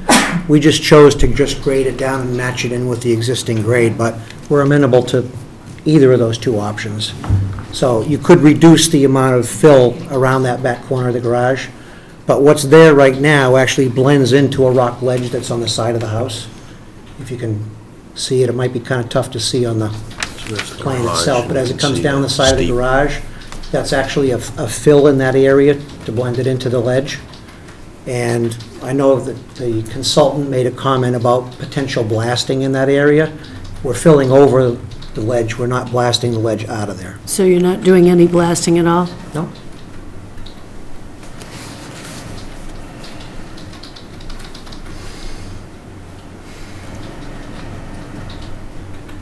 I will say one thing, we did get a report today, and I know I'm probably the only one that has a printed copy that I printed out, but the rest of you do need to read it. I haven't read anything. You haven't had a chance, it just came, and I just want the rest of you aware, if you didn't do your email this afternoon. it was in the You might not email. have seen it, and there is a report from Lucas, and he has some suggestions and so forth, but you have to read it. We did get a copy of the report today, and I was able to take a look at it. But they haven't taken. No, I know, I just wanted to, I understand that, I just wanted to say that we've addressed most of the comments that he had. There was a number of them, but they range from erosion control. He had a question on straw wattles. We never proposed straw wattles. We had silt sock, as you can see. We do have a DEP file number that's been issued with no comments. So there were a few other pieces that have just, and as I spoke before, he had a question on the planting area. That's going to be a naturalized planting area. So as you go through some of these conditions, we've achieved those with this information, but I know you haven't had a chance, the commission, but I just wanted to let you know that they were mainly housekeeping items that we've been able to finish. For someone with a non-engineering background like myself, I really do need to read that stuff to even make it make sense. We just got it today, and I really didn't get a chance to read it. Do you want any other comments, Richard? Paul? I could see, this is a little bit of a tough one, because I could see some people being upset about the new area of disturbance, but I could also see if this project came in with a new house going where the existing one is, like a lot of times, people saying, well, can you move the house away from the top of the coastal bank before you build a new one? So it's... But if they left it, I don't know if it needs to fill in. I mean, I just have some questions. Right, no, you know what I'm saying, though, just Yeah. for, a lot of times, if you forget the new house here, you come in with this project with a new house at the top of the coastal bank, and a lot of times we'd be saying, can you move it away? But you're right, there's other issues, like the fill and... It has been moved as far as it can with the septic system setbacks. So it is... Are you using the same septic system? Well, when I say using the same septic system, there were some issues with the leaching field itself. It's the same size, but we've actually pulled the septic system up a little bit because we found a mistake on the original plan. So it wouldn't have been constructed the way that it was approved, but that's been corrected. And the way we actually designed this is to have a walkout basement so that we end up pretty much at grade in the back, so that we're reducing the amount of fill in the back. But again, around the back of the garage, if that becomes an issue, I can certainly address that and get some of that fill out of there. I just thought you'd rather see something vegetated going up against the back rather than another retaining wall. But I have no problem with another retaining wall. I think some of us, I know myself, I haven't been out there, the weather's been a little touching. Yep. I know in the next week, I definitely clean and take them. Oh, I think if you see it, you'll understand what's exactly. behind the design without a problem. So, And I just quickly, if I can comment, when you go through his report, it's going to talk about stormwater. We did not file for a stormwater permit because we don't need a stormwater permit. Like Brad had mentioned, there's actually a reduction in the impervious area once we're done, rather than what's there now. So we're not even close to the 25% threshold out there. So we hadn't done full calculations because we knew it was just about even. We weren't even close. But we, in fact, haven't even applied for that permit because we know we don't need that permit. The other thing that shows on here, you had a question about when you look to the north, my abutter to the north, Mr. Whitman, we show some grading that goes onto his property, and there's also a small retaining wall that runs along the two property lines. When you go out there and get a chance to look at this site, when that house was constructed, they basically took the backyard and it just drops right off. So part of what we're doing here is we're able to, and again, with his permission, I've had informal discussions with him. We know we'll have to do an additional filing for that because it's on an abutting piece of property, but we can lose the retaining wall by making a better backyard for him, and he's so far amenable to that. But obviously, we know we have to get him on board and do the filing for that. But when you see it, the stormwater works out much better on his property, and it just takes the curse away from what you see when you do drive in now. So, but if you bring the plan with you when you go out there, you'll see exactly what we're trying to do. But, I mean, Brad was right. We pushed the house 10 feet, the house is 10 foot from the leaching field, and that's as close as I can be with the slab. Right. I didn't want to move the leaching field further up the hill because I don't want to get into a complete, total redesign of the whole thing. And the area of the leaching field was approved, and so we're working with that, but changing the tank location and just pulling the trenches up a little bit to meet the 4-foot groundwater separation. Paul? No further questions at this time. Lisa?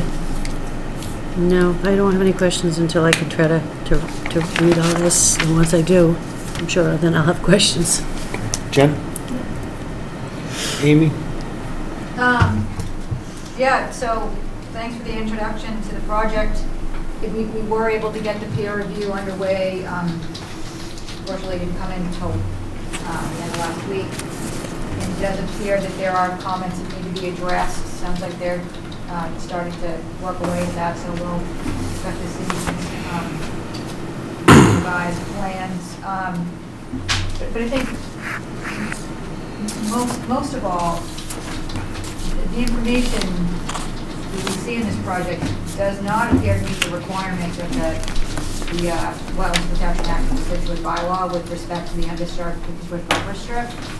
So, you know, with the amount of fill, it would be helpful to have the amount of fill within the buffer that quantify types, quantities, information about that, so we can evaluate whether the project is protective of the interests of flood control, storm damage prevention, and pollution, because those would be interests that this project would seem to impact.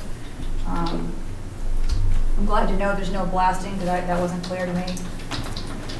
And I definitely recommend that each commissioner do a site visit. You know, the weather has been a little bit iffy, but yeah, it's clear right now. So if we don't get any snow this week, it should be pretty good for that. Do people live there now? There is, and I was just going to make a recommendation. I don't know if you want to try and set up a time for a site visit, if, I don't know what your schedules are or anything like that, but I would certainly be glad to go out on site and kind of walk through it with everybody if they wanted. No problem with that. Either individually or in a group or whatever you'd like to do. Well, I know I personally, I want to walk it. I do too. Oh, yeah, no, I think you should. I mean, I think everyone that can. Yeah, I'm Set that up through available Amy. to organize it. Okay. Okay. Sounds good. Yep. If I can just put a piece of information to consider when you do take a look at the site. As I said before, the top of the coastal bank is there because of the FEMA flood zone. And whenever they changed the mapping, what it was, 2016? Yeah. And before that, elevation was down in the Elevation 7. storm flowage area at elevation 7. At that point, there wasn't a coastal bank at the site. So what you'll be dealing with is the BBW and the buffer zone for BBW. Because of that rise of increased flood elevation, now we have a coastal bank at the site. And as I said before, you got to think about when you're looking at the site, what a coastal bank, the performance standards for a coastal bank. So when you're destabilizing area landward of a coastal bank, you really want to think about how does it impact the coastal bank? Are you going to destabilize the coastal bank? And as you can see out there, that coastal bank is armored and ledge and boulder, and there's no beach below. So the activity, I'm not saying that you have to ignore activities, but what I'm saying is it's a coastal bank, as I said before, by definition, because of the slope. It's not a coastal bank that's, protecting the coastal beach. Right, so it's just we fall into the 50-foot buffer zone because the town of Situate protects 50-foot buffer zone to all resource areas. So it's not like we're protecting a vegetated wetland here.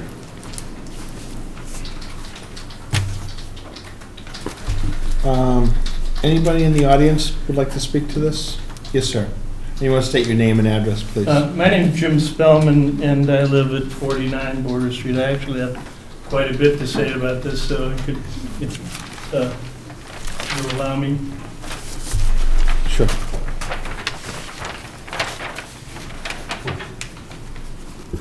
I'm known for talking, so what I've actually done is... We do have another hearing afterwards, so, feel free, but... This is very important. Yeah, well, we're going to take it in, but at the same time, we do have another hearing, and we're going to probably continue this one, so... I get it, and I'm happy to be there too, but this is going to help me be a little bit less verbose. So I'm Jim Spellman, and I live at 49 Border Street. I don't know if you can... 49... Where's 49 on this? This property's 53, that's here. Our property runs the entire eastern perimeter and the entire south perimeter of their land, except for about 25 feet in this corner, you see. My property comes here, down here, and I included... You have that shed and garden below the piece of property? That's mine. Okay. Everybody's clear about where... Where's your house, Mr. Spellman? I beg your pardon? Where's your home? My home is this one. It sits up high. It's the old Howard Johnson's restaurant, you know, Sure. it's just coming up over the hill. Yep, got it. What number is it? Okay. We did it. Yeah, no, I saw all the things below it, but I wasn't sure what house they were connected Yeah, with. so we're here. We're here. Thank you. My wife and I have lived in the location for 36 years. Many years as the president of the Golf Association. We probably all understand the extreme environmental sensitivity of the Gulf and the Gulf River. There's so many things wrong with this proposal, honestly, it's hard to know where to begin, and that's why I've tried to give you something to reflect on later.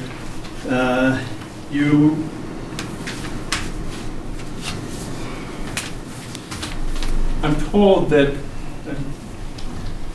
I had access to the Lucas Environmental Report as well. Have you folks have had opportunity to see that? No, we haven't had a chance to read it. So we're going to deal with that next week. So in the next meeting, then you will, many of the things that they talked about in there and that Mr. Borkland is actually, or that these gentlemen have hinted at are things that are fair, I think, to say, and I've reflected on them here as well. They appropriately address a number of concerns. For starters, the proposals for construction on the new house in the new location and the clearing and vegetation in that location well within the 50-foot buffer to the coastal bank.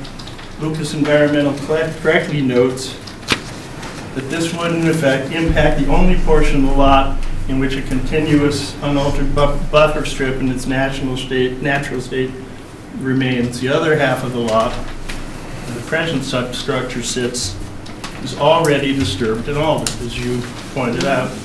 Lucas Environmental correctly notes that the proposed building site includes an exposed outcropping of ledge on the eastern edge of the property abutting ours, which will, they believe, require blasting. We've heard there's no blasting, but we didn't hear whether they're going to chip away at the rock. I don't know if I think Mr. Bajorquin said they were going to fill on top of it. They're not going to touch it. I didn't hear him say that. I heard no blasting. He did. I do know that when the property at 61 Border Street went in, that the whole neighborhood endured a nightmare of over a year, chipping away at the ledge to create that there. I can only presume that some measure of that is going to happen. Well, it was stated tonight that they're going to put fill on top of it. They're going to bury it. And we'll vote. Okay. So, present proposal is to build foundation walls to a height of 32 feet. You've heard fill, you've heard considerable fill. The current elevation at the front of the proposed site is 23 to 24 feet. The elevation at the rear of the site over the slab is 16 feet. This means there's a 17-foot wall going to be constructed from the present grade. 17 feet is well higher than the ceiling. To the back of the property where they're going to put, where the building is going to be constructed. Then they're going to fill to 4 or 5 feet to here so that you'll only be left with a 12-foot. And that fill line goes right down to the top of the coastal bank. In the front of the property, at 23 or 4 feet, they're bringing the grade to 32 across this whole sweep of property. Whole sweep of property. That's 8 feet. That's a whole story. That's as higher than those doorways uphill across the whole property. For no conceivable reason in my mind at all, other than to be able to site a bigger house at this location. Lucas environmentally correctly notes the scope of the project, the amount of the fill being proposed, and the disturbance of land, including the potential blasting of ledge, will almost invariably trigger stormwater bylaw review. There's every reason to believe that this proposed development will increase stormwater runoff, despite what you're being told, both to the east and to the south, both my property and into the Gulf. It's worth mentioning that the present owners of the property here came back to this town time and time again on public record to say that the house that was created here, the devastation of a woodlot, the blasting, the fill, created such a difference in the runoff into their site they complained over and over again that something had to be done to mitigate it. That exact same thing is almost certain to happen here. Most importantly, though, is the introductory observation that you have yet to read from Lucas Environmental. They, too, question the proposed work involves the demolition of an existing single-family home, where you construct a new home entirely outside the original footprint, requiring significant alteration to the property as it presently exists. Lucas Environmental points out the proposal will entirely alter, that is, destroy the only portion of the buffer to the coastal bank that's presently naturally vegetated. They point out that several large diameter trees will need to be cut. I have pictures of what the site actually looks like from the air. We're not talking about several large trees. It's interesting that the plan that they've shown here shows several trees. They've basically decided not to show you the trees on the up. This is what the property looks like. Here's my house. Here's the present house, and that's a woodlot. This is what happened when they built 63. It's now a grassland. You can see better pictures of that.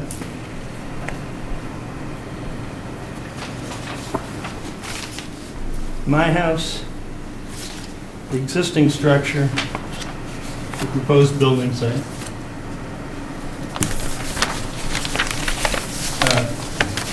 Black and white record. Please, the black and white copies, I think, are someplace in your. Thank you. Well, they claim that several large diameter trees will need to be cut.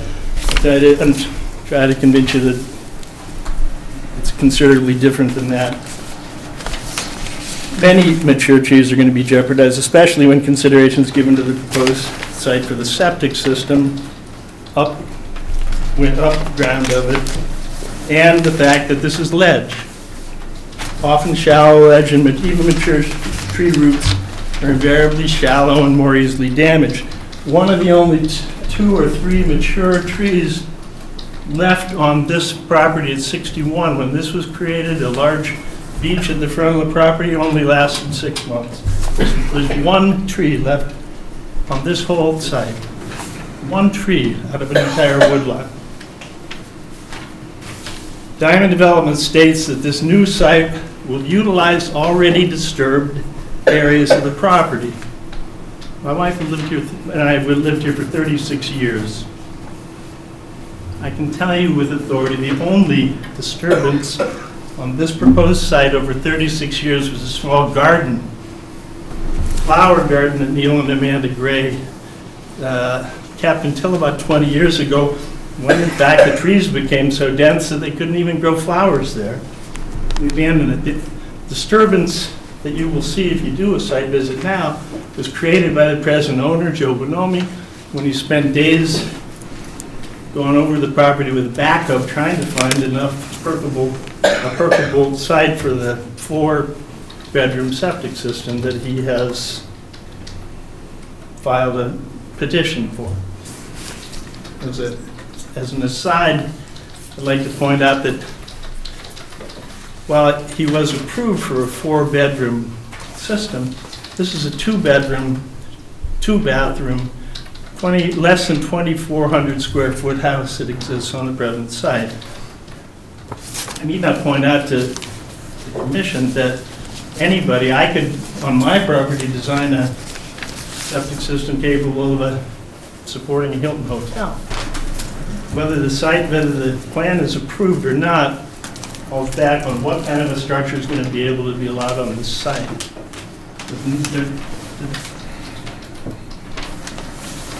So,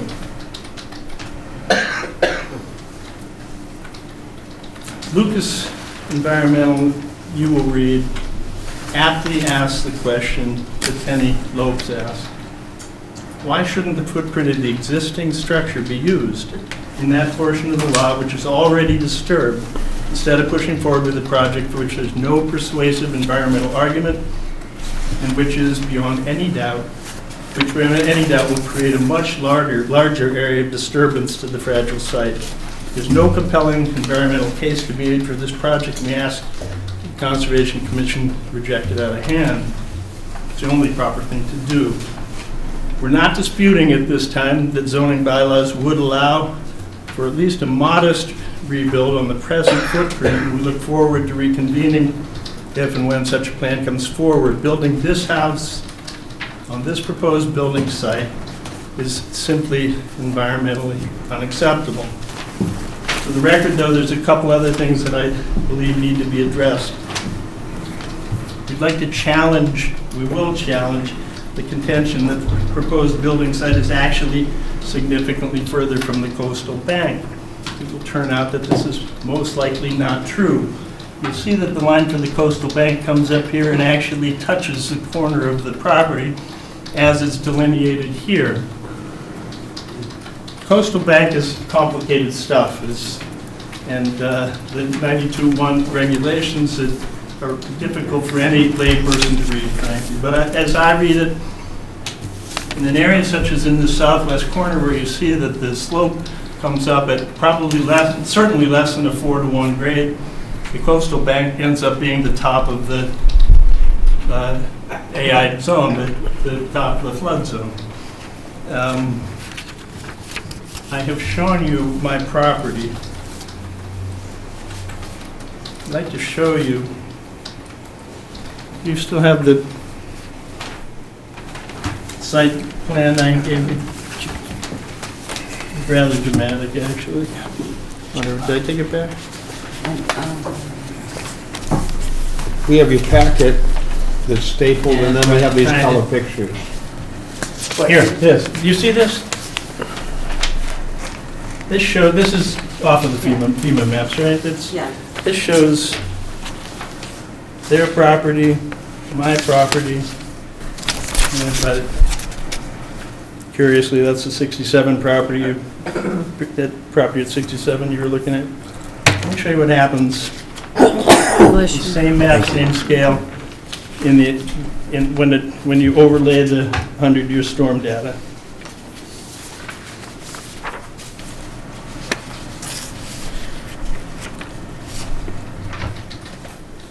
As it exists, 100-year flood.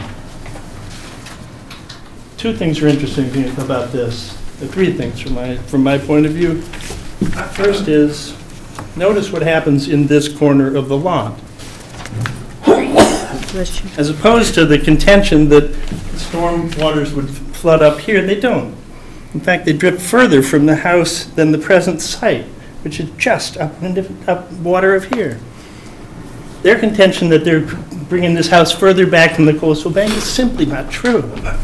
Simply not true. And I believe that Ms. Walke can prove that to you. But it's important, that's the house, that's the line. And that's a flood line?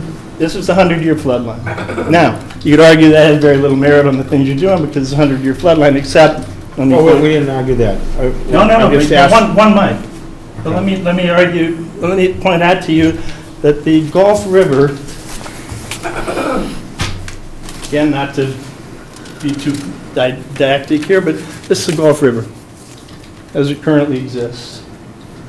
The interesting thing about the topography of the Gulf River is that all the tidal flow comes in and out in one place under that narrows at the Gulf River Bridge, at the Border Street Bridge, right? Here's what happens in the 100-year flood.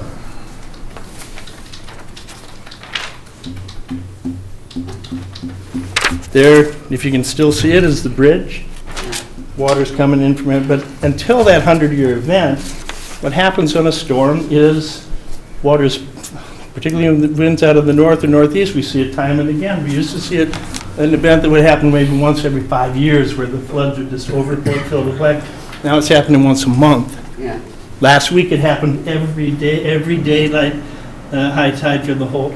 So what happens is this fills, and even though this may look like a 100-year event, it's not.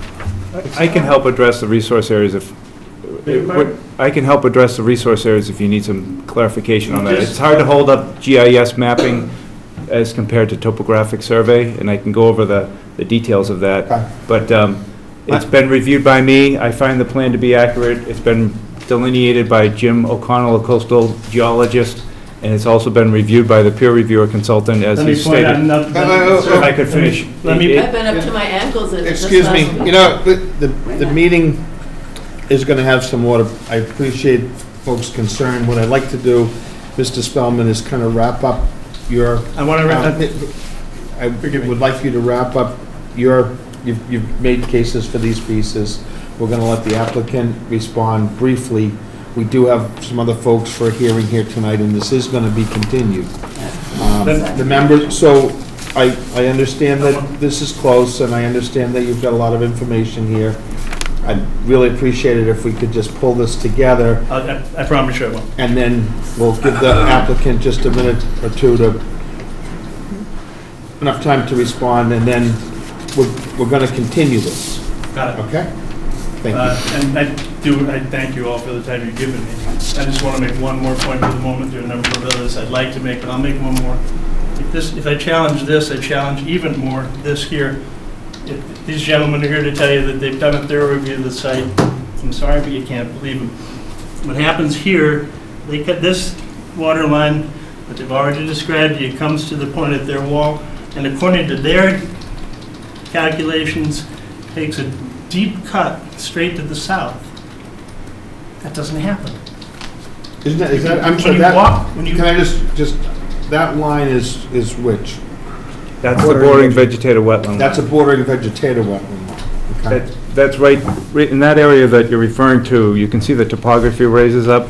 That's where there's a shed and composting and a garden in the wetland and kind of edge of the salt marsh area. Right.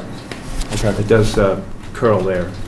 What this will show you, what this will show you is that topography is misstated. It actually comes up into this area. There's a flood line, and there's a vegetated wetland line. I understand. And what you see here is that they've drawn a circle from a point here.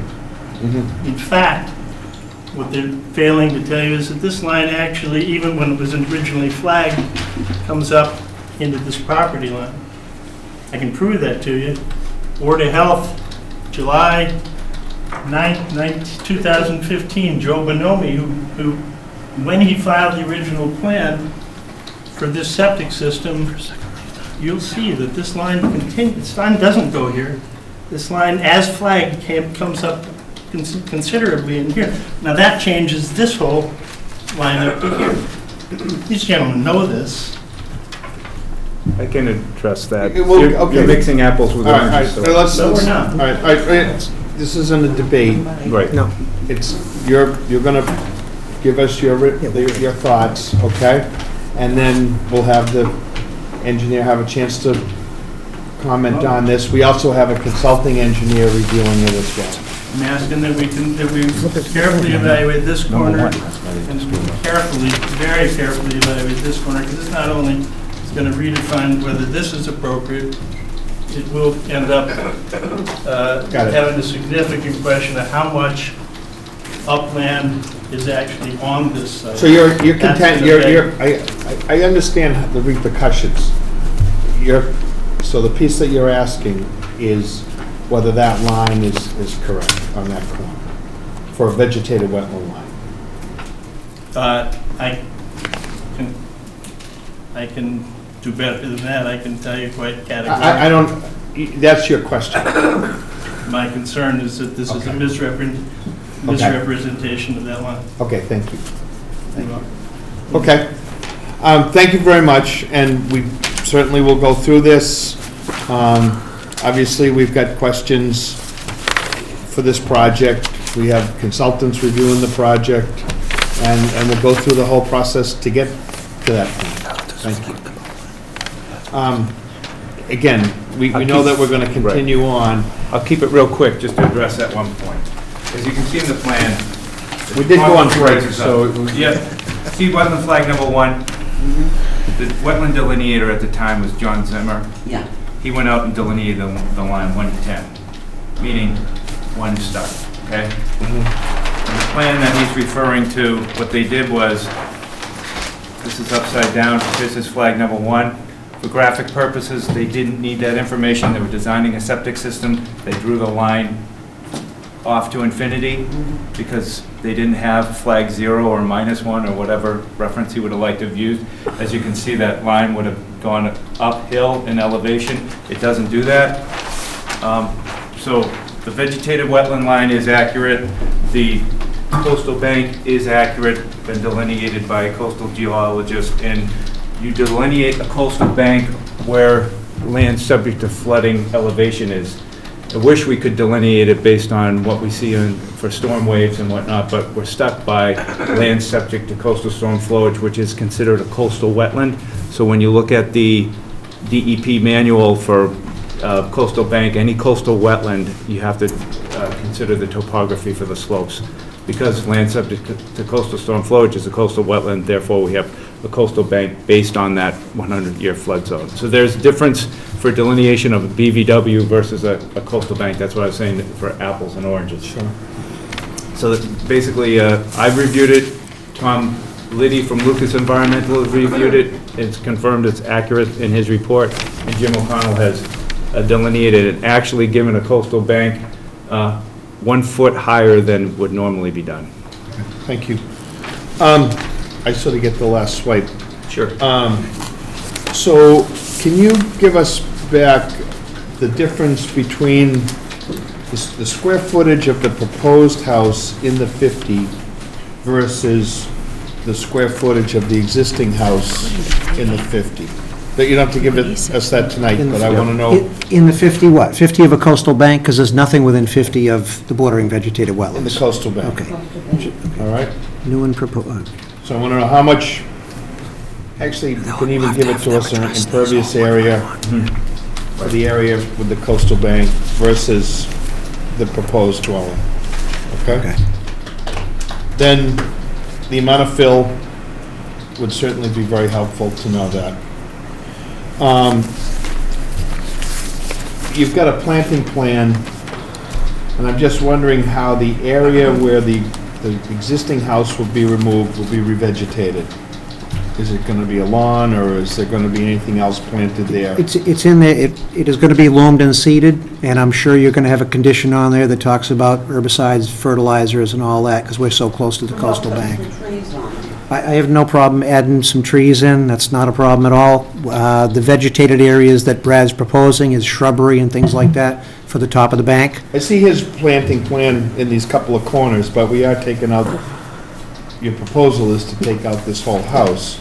So maybe some planting in that area. Additional. Trees where you're gonna move. Amount of fill. And I guess, you know, I understand the logic on this wetland line, but it would be good to be able to tie that wetland line across that remaining piece, to know what that, how that wetland line would continue on the property. So in other words, wetland line. You want a flag 0. Across the frontage, yeah. As long as we have permission to be on Mr. Spellman's property, I'd be happy to do that. So you're saying that the wetland line goes back onto his property? That's correct. So there's the problem, Mr. Spellman. I don't know if it's a Whether problem. you agree with it or not, the issue is that they can only flag the wetlands line that's on their property. So the wetlands line is determined by a combination of plant material and hydrology. Actually, sir, the line, the entirety of the line that they've drawn is on my property. Where they stop it is when it goes on to the proposed property. That's all my property to the south. And I can address that quickly if I That's all can. my property. Okay, to the sure. south. Okay. Yep, yep. Just a quick point. Your name is, ma'am? Lynn Maloney, I'm his wife. I live at 49 Water Street for the last 36 years. I don't know if it's clear here, but all of this, we own 2 acres of woods here and a strip Got it. here in our house. Okay, So thank just so you. know. Okay. Okay. What we did is we did not set any new flags out there. We weren't involved in the project back when the septic system was approved 2 years ago. Okay. So what we did is we took the flags that were there, and when we went out to do new topography on the site, to get it as accurate as we can once we realized we had a coastal bank, because when they raised that flood elevation, it changed some things at the site. Well, I was curious why John Zimmer flagged it and not Brad, so now I understand. Okay, it was done before, but what we did is we went back out with our engineers and redid where the flags were. We resurveyed the existing flags, so we didn't set any new flags on Mr. Spellman's property. And if I was going to, I certainly would ask his permission if we were going to go set another flag out there. All right. It's my property. Stephen, that's my property. No, he's not saying it's not your property. Can I- What he's saying is that flagging, Mr. Holmes does flagging. And when he said that flagging was done by Mr. Zimmer, I was curious why the flagging wasn't done by Mr. Holmes. May I ask? So, the reason that they just explained was that flagging was done, I assume, by Mr. Bonomi when he was doing the septic system. Yes. And may I? It just, so all they did was go out and reflag. Just survey it. Just check the survey to make sure that line was correct. Our consultant, however, Lucas Environmental, did review that wetlands line and affirmed, I believe, I've got to look at their report to see if they had if there's any deviation between what the consultant feels is the wetlands line and what the wetland specialist for the applicant did. They'll say that. They'll say, we disagree with .6. Mr. Snow. So that's how that gets done. I get it. Okay? So what they could do, if you don't want them to go onto your property, They're on my property. If you do not want them to draw a wetland line on your property, okay? If you don't want them to go onto your property to flag that, at a minimum, they can go and look at the corner of that lot to determine whether it's wetland or not. This property, the property that is flagged is my property. I understand that. I'm asking them to continue on to their property, and That's what I just said.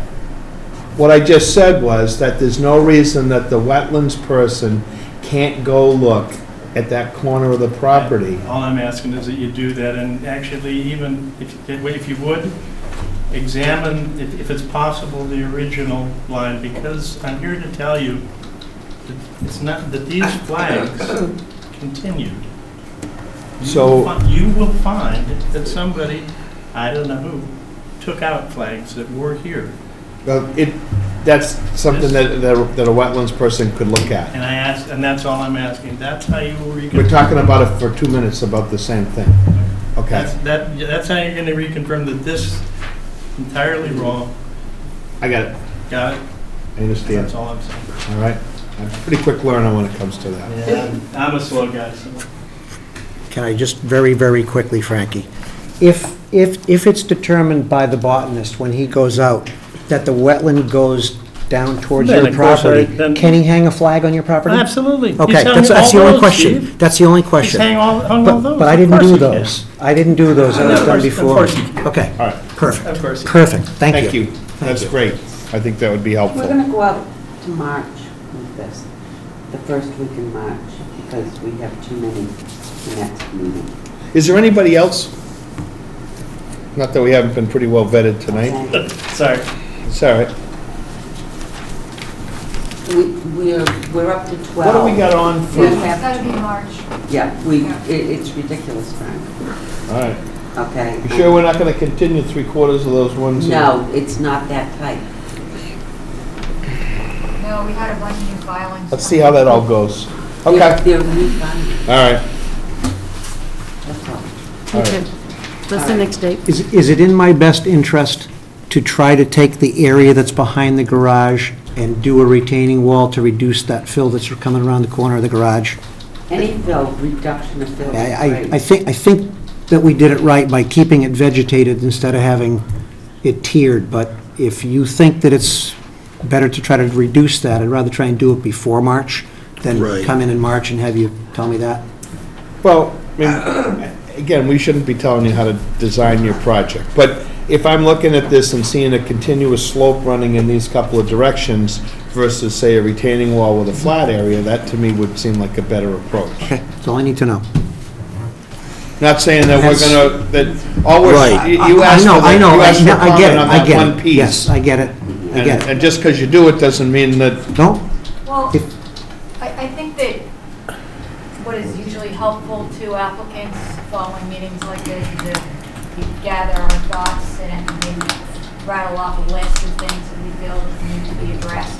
I just gave it to him. Yeah, Information that was the only Right. question that I had there. Yeah, but That's look through, likely that what you have rattled off could be incomplete, because it could be some Really? minutia Right. that comes out of the peer review, Yeah, you know, I get it. certain things like that, so. no, I agree, absolutely agree. You're gonna have we're pushing this thing out for a bit.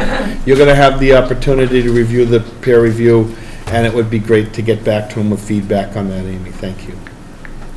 All right, so we will go for March 5th. We'll have a site visit before that. correct? Oh, definitely. Can I also say that if you would like to see this overview from our property, since it's up high, you're welcome to come and look at the farmhouse. Okay, Thank you. I make a motion that we continue 53 Border Street to March 5th at 6:35. All in favor? Aye. Aye. Thank you. Thank you very much. Thank you. Thank you.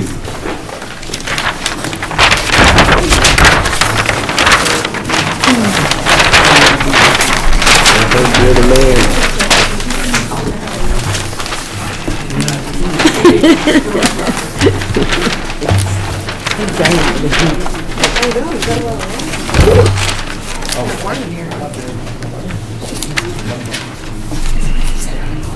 Hey, my apologies, Amy. Wasn't saying that those were the only questions. I get it. And I apologize for my long-winded husband. It's quite upsetting. That's why we have the hearings. Well, for that, I just want to tell you, I'm grateful you people do Thank you. The right thing. Thank you very needs to much. be done.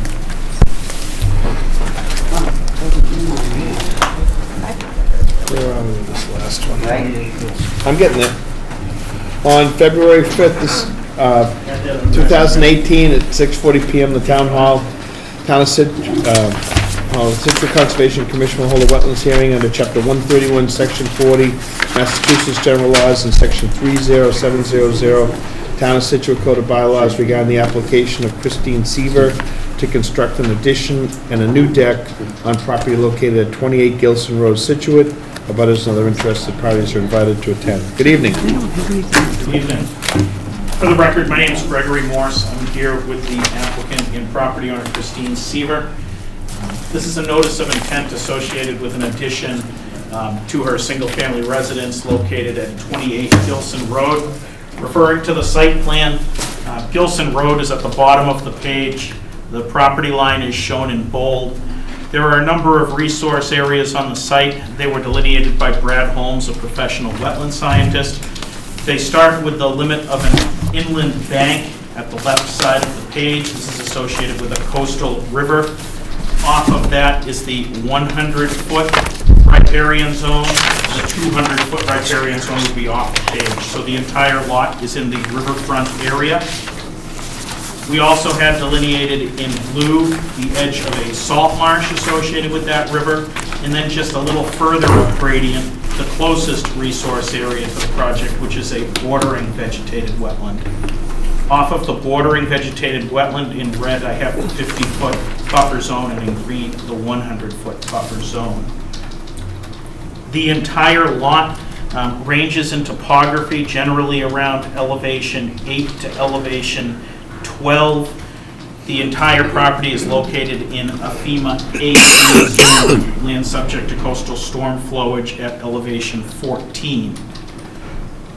There's an existing dwelling located in the middle of the lot here. That dwelling, what we're proposing to do is to add on to the back of it. You'll see a proposed addition which is L-shaped along the back of the building, and then off of that a proposed deck. The location of that addition and that deck are both substantially located over an existing deck. Surrounding the entire house in this location is existing lawn areas. The addition and the deck are located up on sonotubes. There's no foundation under them. I submitted a copy of the foundation plan. So this would be elevated. It's a total of 9 sonotubes and located over the location of the existing deck. The existing deck is 13 feet away from the wetlands. We're pulling this scope back to 15 feet away. DEP had no comments. I'll turn it over to you. Kenny? No, I don't have any problems with soil form. It's all in the 50, there's nowhere to go. No. The existing deck that's there, what is that made of? Wood. Is that stain? Stained or is it? No, is Oh, it stained? stained. No, the old deck. So where's it going with this? What color is it? I didn't know I was going It's worn away. Is it stained? No, the old deck would come off and then the new deck goes down, yeah, in the same location. Okay. Paul, you want to follow up on that one? No, it looks good. You're going to have it on piers. It looks like it's a minimal impact in a lawn area. Lisa? Nothing. John? Ross? So, honestly, I don't have a lot to say. Riverfront projects, we want to make sure there's no disturbance closer than what's already disturbed. The riverfront area, there's a requirement for an alternative analysis if there is new disturbance, but what you're showing me is that you're actually lessening the disturbance. So I think we're good. That was going to be my big comment on doing an alternative analysis, but with that said, it appears that there would be no significant adverse impact on the riverfront, and that it would meet the requirements of the Wetlands Protection Act and the Situate bylaw.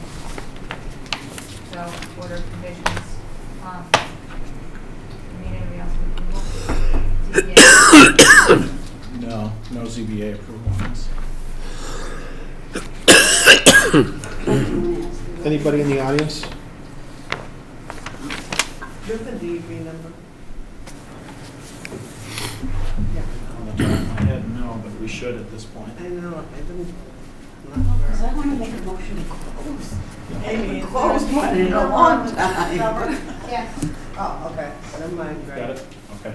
Yep, it's Okay. 2707.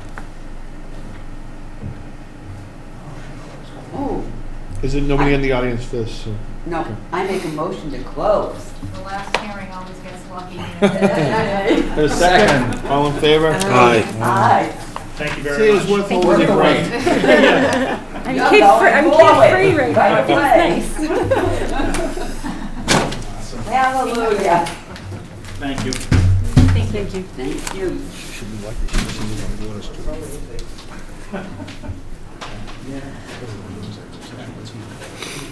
Sir, is there something I can, I don't want you to sit No, there. I'm just listening in, I just listening. Okay. So we have a couple of extensions, want to do those? Yeah. Deer Common, 530 CJC. They would just want to extend the bylaw part of their, Yeah. Do we have to make a motion and vote on extensions? Yeah, we do. So I make a motion to extend, do you have a problem with the name? No. No. The Deer Common bylaw only. second. All in favor? Aye. Oh, how long? Oh, 3 years? 3. I'll still Yes. second it. Okay. Gotta vote. All in favor? Aye. And then, Town of Situate, set 117 and 119 Edward Foster Road, dredging, seawall, marine park improvements. They want 5 years? They're trying to get money for it. Yeah. I make a motion to extend Town of Situate 1. Can we do that? Can we send that out 5 years? Yeah, we can. Go up to 5 years. 117, 119 Edward Foster Road, dredging seawall marine park improvement, for 5 years. Second. All in favor? Aye. Order conditions, Lindbergh, 265 Central Ave. Remove and replace the parts of the foundation. Carol sent those out. I make a motion we accept them as written. All in favor? Aye.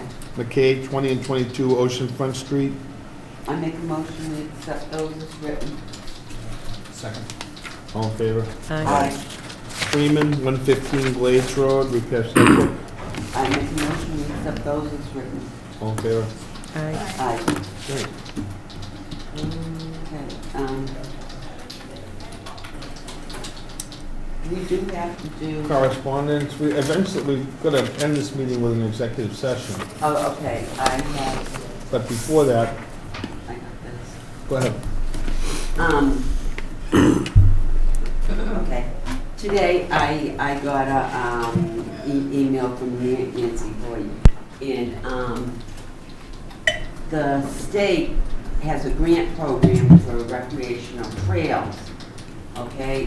And the only problem is, I just got this today, if you want to apply for this grant, it has to be done in the next 10 days. It has to be into the state postmark by February 15th. What I was thinking of, that this grant might be super for, because you can't use CPC for maintenance, but you can use this grant for maintenance. I was looking at Driftway Park. Okay. That dock has to be done. I mean, this is hundreds of thousands they're offering up to, but it is a bunch of paperwork that's got to get done real quick. If we're interested, or do we want to wait and do it next year? I did not know this existed. I'm glad that Nancy sent it to me. But we definitely, that would maintenance and restoration of existing recreational trails. We are eligible.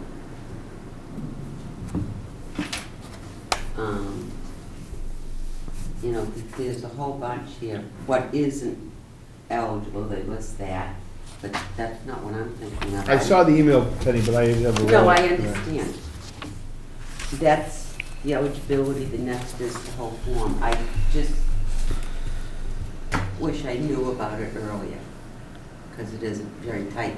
What's the deadline? February 15th. It's only 10 days from today. What type of work has to go into the application? It's a lot of work. Oh. A lot of, well, it's a bunch of forms, it's a bunch of maps, I just looked at it briefly. Yeah.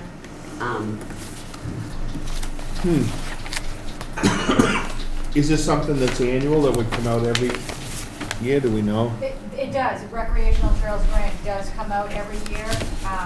They said they have a lot of money this year for some reason. Available. Yeah, they got a lot this year available. I don't know. Is there any like preliminary thing you can, just to get a foot in the door, or does it have to be the whole application? I think the whole application has to be submitted. Yeah.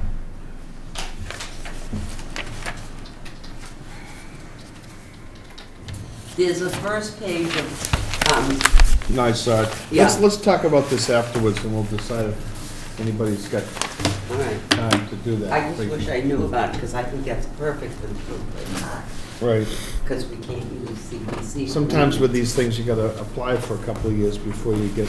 Well, that's true. What are you thinking about fixing the dock? Is that what you're The thinking? dock's falling apart. Do you already have plans for that? Well, Frank and I talk about it, that's about it. The path needs to be. Talk about all kinds of things. Yeah, you know, it's something that has to be done. No engineering It's plan on the necessary. grocery We talked list. about this. Right. And it's getting to be a priority. Just do it Penny's way. I think it needs to be more than just an idea, though. Huh? I think it needs to be more than just an idea. Yeah, no, I have to, the thing says I have to come up with price tags. You're right. It's a lot. Well, you're not gonna do all that in 10 days. That's what I'm trying to. All right, well, let's, But it's I do some- appreciate Nancy bringing that to our attention, and let's see if we can get prepared for some of that. Let's try to finish a couple projects we got. Well, yeah. I just don't want next year to come and we say, oh, sugar pies, we should have been getting ready for this. Okay. That's all. I I get think it. it's well Sugar worth pie? looking into, yeah. Well, All right, no, I hear you. I just don't think we're gonna get, this year. All right. But I thought it was interesting to know that it is out there. it That's is. all I guess I had. And then, I think we've gotten bids back on our trails, so we know who's gonna be doing that piece, the mapping, piece, and we'll be moving forward with that work. Before the next meeting, we do need to go out to where the dog park is, because I got their app today, Yeah. Frank, and it looks like it's in a different spot than what We- they we originally were telling us. We definitely have to take a look We've got at to go that. out and look, we've got to go walk it before they come in at the next meeting, or whenever. Yeah, they're coming in the 21st. We definitely have to get out there. That's and not do what that. they originally No, there's some proposed. conflicts around that area, and we need A to lot, see yeah. that. Really? Mm-hmm. Well, there's a lot going on out there. There's a lot of moving pieces, No, I so. know. But in the next 2 weeks, we gotta get out there, that's all Frank was, I mean, really. I walked some of the trails, the folks that are doing our trail work, on Saturday. We had a chance to walk some of the proposed trails, and they're really excited. There's some tweaking of things to do, but they're well on the move.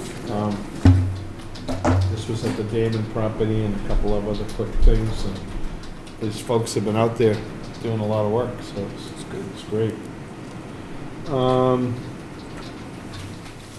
What else do we have? Let me talk about, I saw Nancy Durfee Thursday, and I asked if I could say this at this meeting. She finally has all the approvals she needs to move forward with, in cooperation with Marshfield, to dredge South River and to have the material put off the beach on the north side of Humrock, so that it will not need the permission of the owners, although she has most of them now anyway. So she will be going for the permits within the next month and expects this to happen as soon as the fishery season allows it, which I believe is the end of September. So it should be done this coming fall. Wow. Fine. That'd be good. That's awesome. Yeah, That's a lot of work. She's many months in.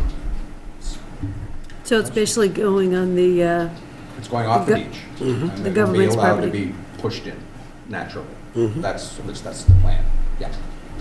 where off the beach, at what point? It'll be just, off of people's property, but in front, north side, in front of you. Among others. So at the low tide line? Oh, yeah. And I'm sure Excellent. she'll give you measurements if you want, but, she's gonna move ahead with it. She's That's got all the great permission she news. needs. So, it's finally good, one thing. that they- Awesome. Yeah, it is. It is. So, And then we don't have to send that material somewhere else. you do not have to send it anywhere else. We get to use it. And interestingly, I didn't know this, Marshfield has to pay half the bill.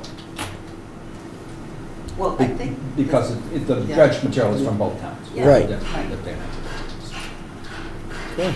We paid half the bill when We it paid went half down the to bill. Rexel, That's what I right? thought. That's On the exactly other That's just a one. byproduct, yeah. When they took it down. It's a byproduct. Anything else?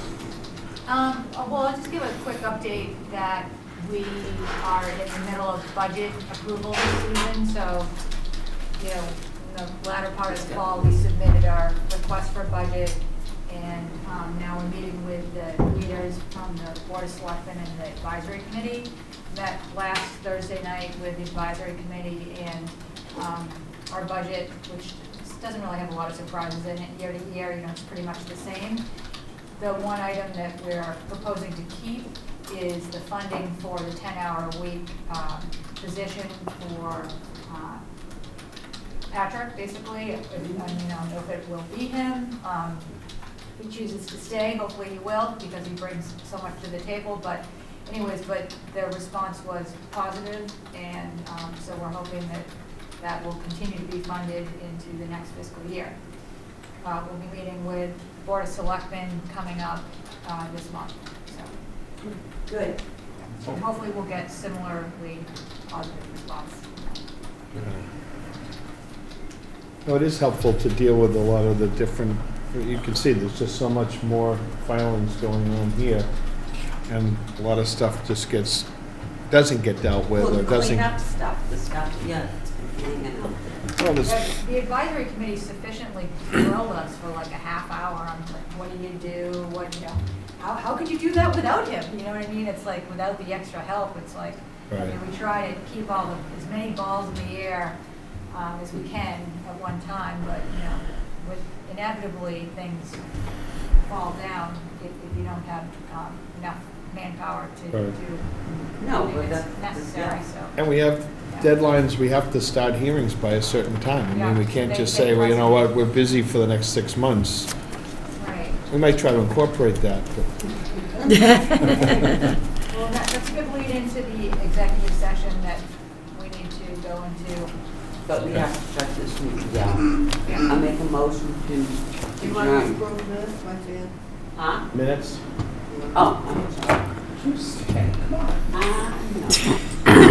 I make a motion to accept the minutes of January 22nd as written. Second. All in favor? Aye. I make a motion to adjourn and, We have to do that one by one, right? well, no, we're gonna adjourn, then we go to, then I'll open up an executive session and get Steve. Do that. and Chris Carlisle. Okay, And then roll call after the second. yeah. So you made a motion to adjourn? Yeah. I'm seconding that. All in favor? Aye. Okay. Roll call vote. Okay, now I'm gonna make a